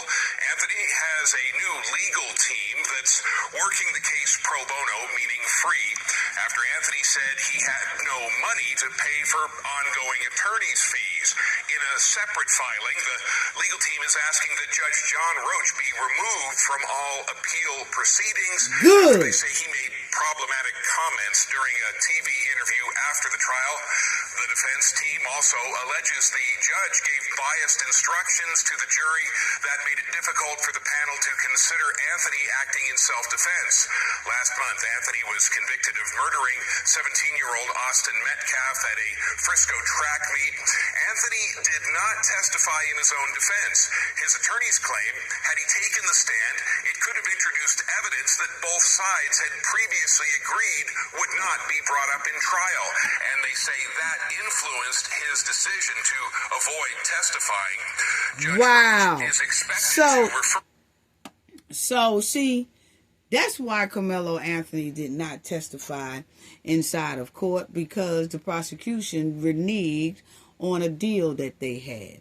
They said that he can do it, and then they won't bring up any past problems that Karmelo had and things like that. But then when it got time for Karmelo to testify, they reneged on it and said, no, we take that back. If he testified, then we're going to bring up all of his past and things like that. Now, what little bit probably happened in his past, we don't know. But the point is, they reneged on the damn deal. They reneged on the deal, and they did that to keep him from testifying, because they wanted the court to go their way. So they railroaded him, lied to him and his defense team, and said that, okay, we'll keep this promise. He can testify and we won't bring up no past or anything like that. But then when it got time for him to testify, then they said, oh, we renege. If he get up there on that stand, we going to grill him about a past incident that happened and things like that. But what got me is they didn't bring Hunter in there so that the defense can drill Hunter's past, because Hunter was the one that started this whole thing anyway. And like I said, this most likely will get a new trial. You know why? Because even in news reports, you keep hearing a confrontation between Karmelo Anthony and Austin Metcalf. That is a lie. The confrontation started with Hunter. So even in court, they started saying that Austin and Karmelo had a confrontation. They kept leaving out Hunter. They was lying in court by saying a confrontation between Karmelo and Austin, when really the confrontation was between Hunter and Karmelo. And then Austin stepped in. So see, even in court, the prosecution was lying. And the defense let them tell them lies. That's what is given, because they never objected to it and said, hey, look, this did not start with Austin. It started with Hunter. Where the hell is Hunter at? Hey, didn't y'all say y'all got him on the witness list? I want to call him.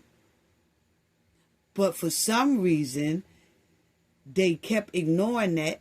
Karmelo's defense team and the prosecution must have talked together to keep Hunter up out of it and leave it strictly between Karmelo and Austin. But at the same time, the prosecution wants to renege on their deal at the end so that they can make Karmelo look even worse than what he is.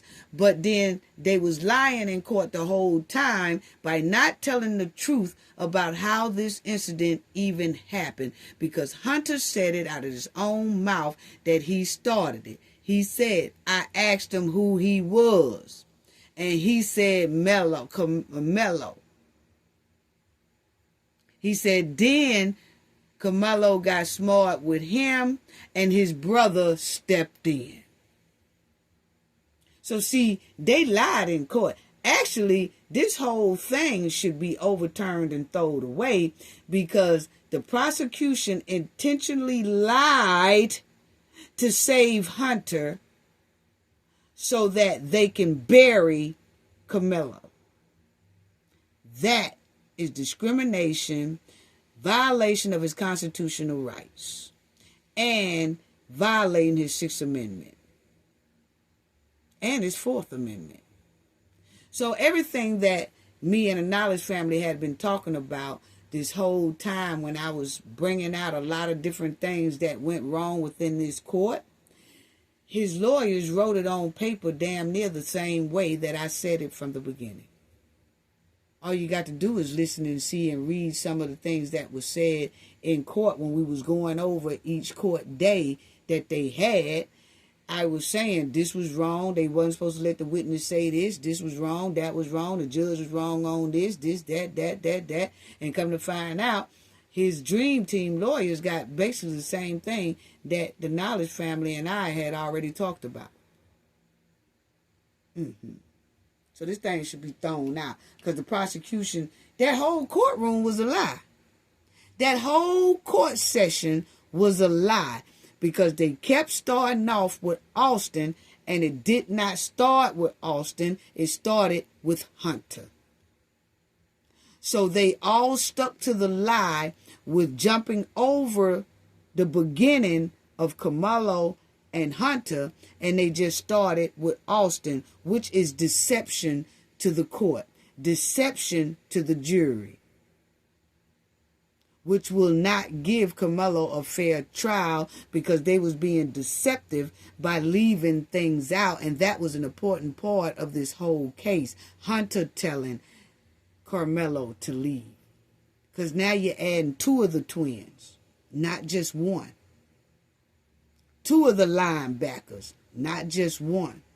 Two of the bullies, not just one. So that was a Pure D Railroad setup, sabotage, dumpster trash. Yes. And that judge on the end should have recused himself without anybody even asking him to. Because he know everything he did inside of that courtroom. Just about 92% of what he did in that courtroom was damn janky and wrong. Yes, it was. Yes, it was. Then had the nerve to do a damn interview on a major news station. What? Who do that? But anyway, listen to what they say. The motion for his removal to a regional administrative judge. Anthony's lawyers also want the motion for a new trial decided by what they call an independent judge. Yeah, so that's good. They need an independent judge for a new trial. And they do need a new trial because it was a lot done wrong in this here past trial. It really was. It need to be overturned for real. And throw the hell out with prosecutions setting up deals and then reneging on deals, and then at the same time leaving out major evidence such as Hunter was the main one that started this thing, and they left that out. Karmelo's case needs to be thrown out just on those two things alone that we just said. Yes. But I am glad to hear that. So that's a good thing. That was the update on that. And we will be talking more about Karmelo because there's some things about his story that I want to talk to y'all about that came out in, some type of reports and things like that I want to go over. And we'll also stay on top of Nolan Wells thing as well. So we'll stay on that, and the Erving guy. We'll stay on his as well. So, but his people say that they okay with the call, but we're gonna definitely stay on top of Karmelo, and we definitely gonna stay on top of Nolan, and we definitely gonna stay on top of Erving. Okay, but my thing is, I said in my last video, there's an underground. I feel, my opinion, there's an underground social media group going on that is aiming for brown skin and is aiming to destroy brown skin, women, men, children, and teens, because this is what is given. This is happening too frequently, and it's happening in different parts of the United States, especially the South. And we are not included or invited in these underground social media chat rooms, but we are part of the plan. Y'all didn't hear me. We not included or invited in these underground social media chat rooms that I feel that's going on, that's targeting our people. We're not included in it, but we damn sure is part of the plan. That's what is given. So stay woke so you can see what's going on, people, because this is happening too much back to back across the United States, especially the South, like I said. It's reminding me of the Atlanta child deletions. Y'all remember that back in the day? That happened within a 2-year period between July 1979 through 1981, where the kids in Atlanta was being, deleted and things like that. This right here is giving the same type energy to me. It's just happening in another version, in another style. It's happening almost the same way, because it started off like this, that all the incidents was similar, the same.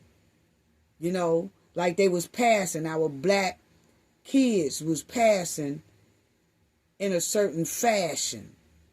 And this is given the same way. Every time we turn around, our kids, something is happening to them by these waters, lakes, rivers, and things like that. And it's becoming to be a pattern. But it's given the Atlanta child deletions. It's just another version that can be more disputable. Okay? It can be easily ruled as an accident. This is what is given to me. It's another version to target our people but it's another version to where it will be hard to dispute because it can be labeled as an accident. It can be easily labeled as that. And I've noticed that's exactly what a lot of the authorities are doing. They are quickly labeling them as a drowning. Just quick off. Ain't had an autopsy, ain't had an investigation, nothing. It's just quick to label them a drowning. So that's why I said it's giving very alarming vibes to me. So people need to stay alert. Train and talk to your kids. Talk to your kids about staying alert. All family members, yeah, everybody need to be around the dinner table.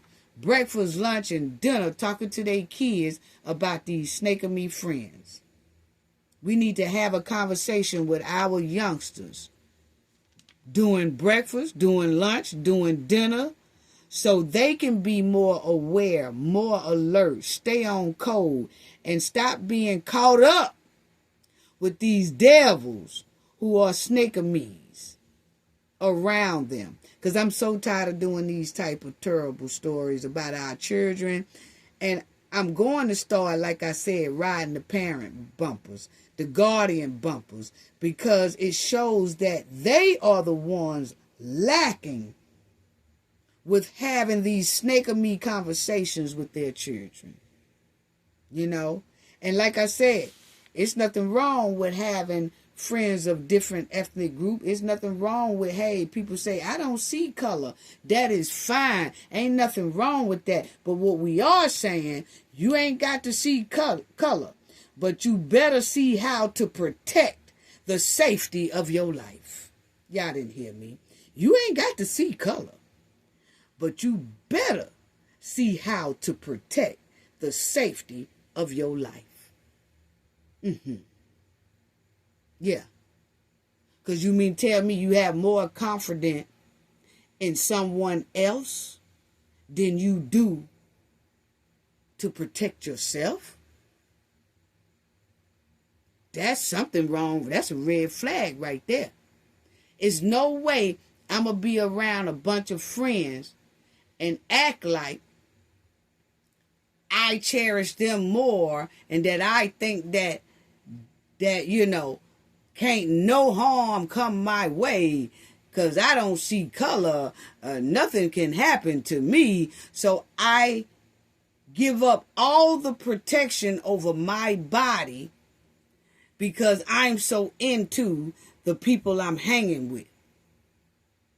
When you do that, you'll lose the deal every time. You always protect yourself first. You always look out for self first. You always look out for your safety first. And then you do the same for a friend. Best friend. But you come first. Because most of your friends or most of people are going to put themselves first before they put you first. And that's exactly what happened to the ones on the screen, except for Karmelo. Karmelo, all of these guys was with some friends of other ethnic group, and they ended up gone. Karmelo ran against two bullies who was trying to land Karmelo in the same position as the other three. But Karmelo lived by protecting himself, defending himself. And 9 times out of 10, the other three was in danger with the people they were with.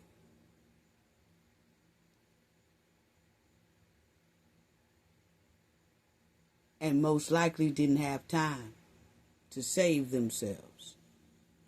But Karmelo had a little time to save himself, defend himself, and get the hell out the way. Let that sink in.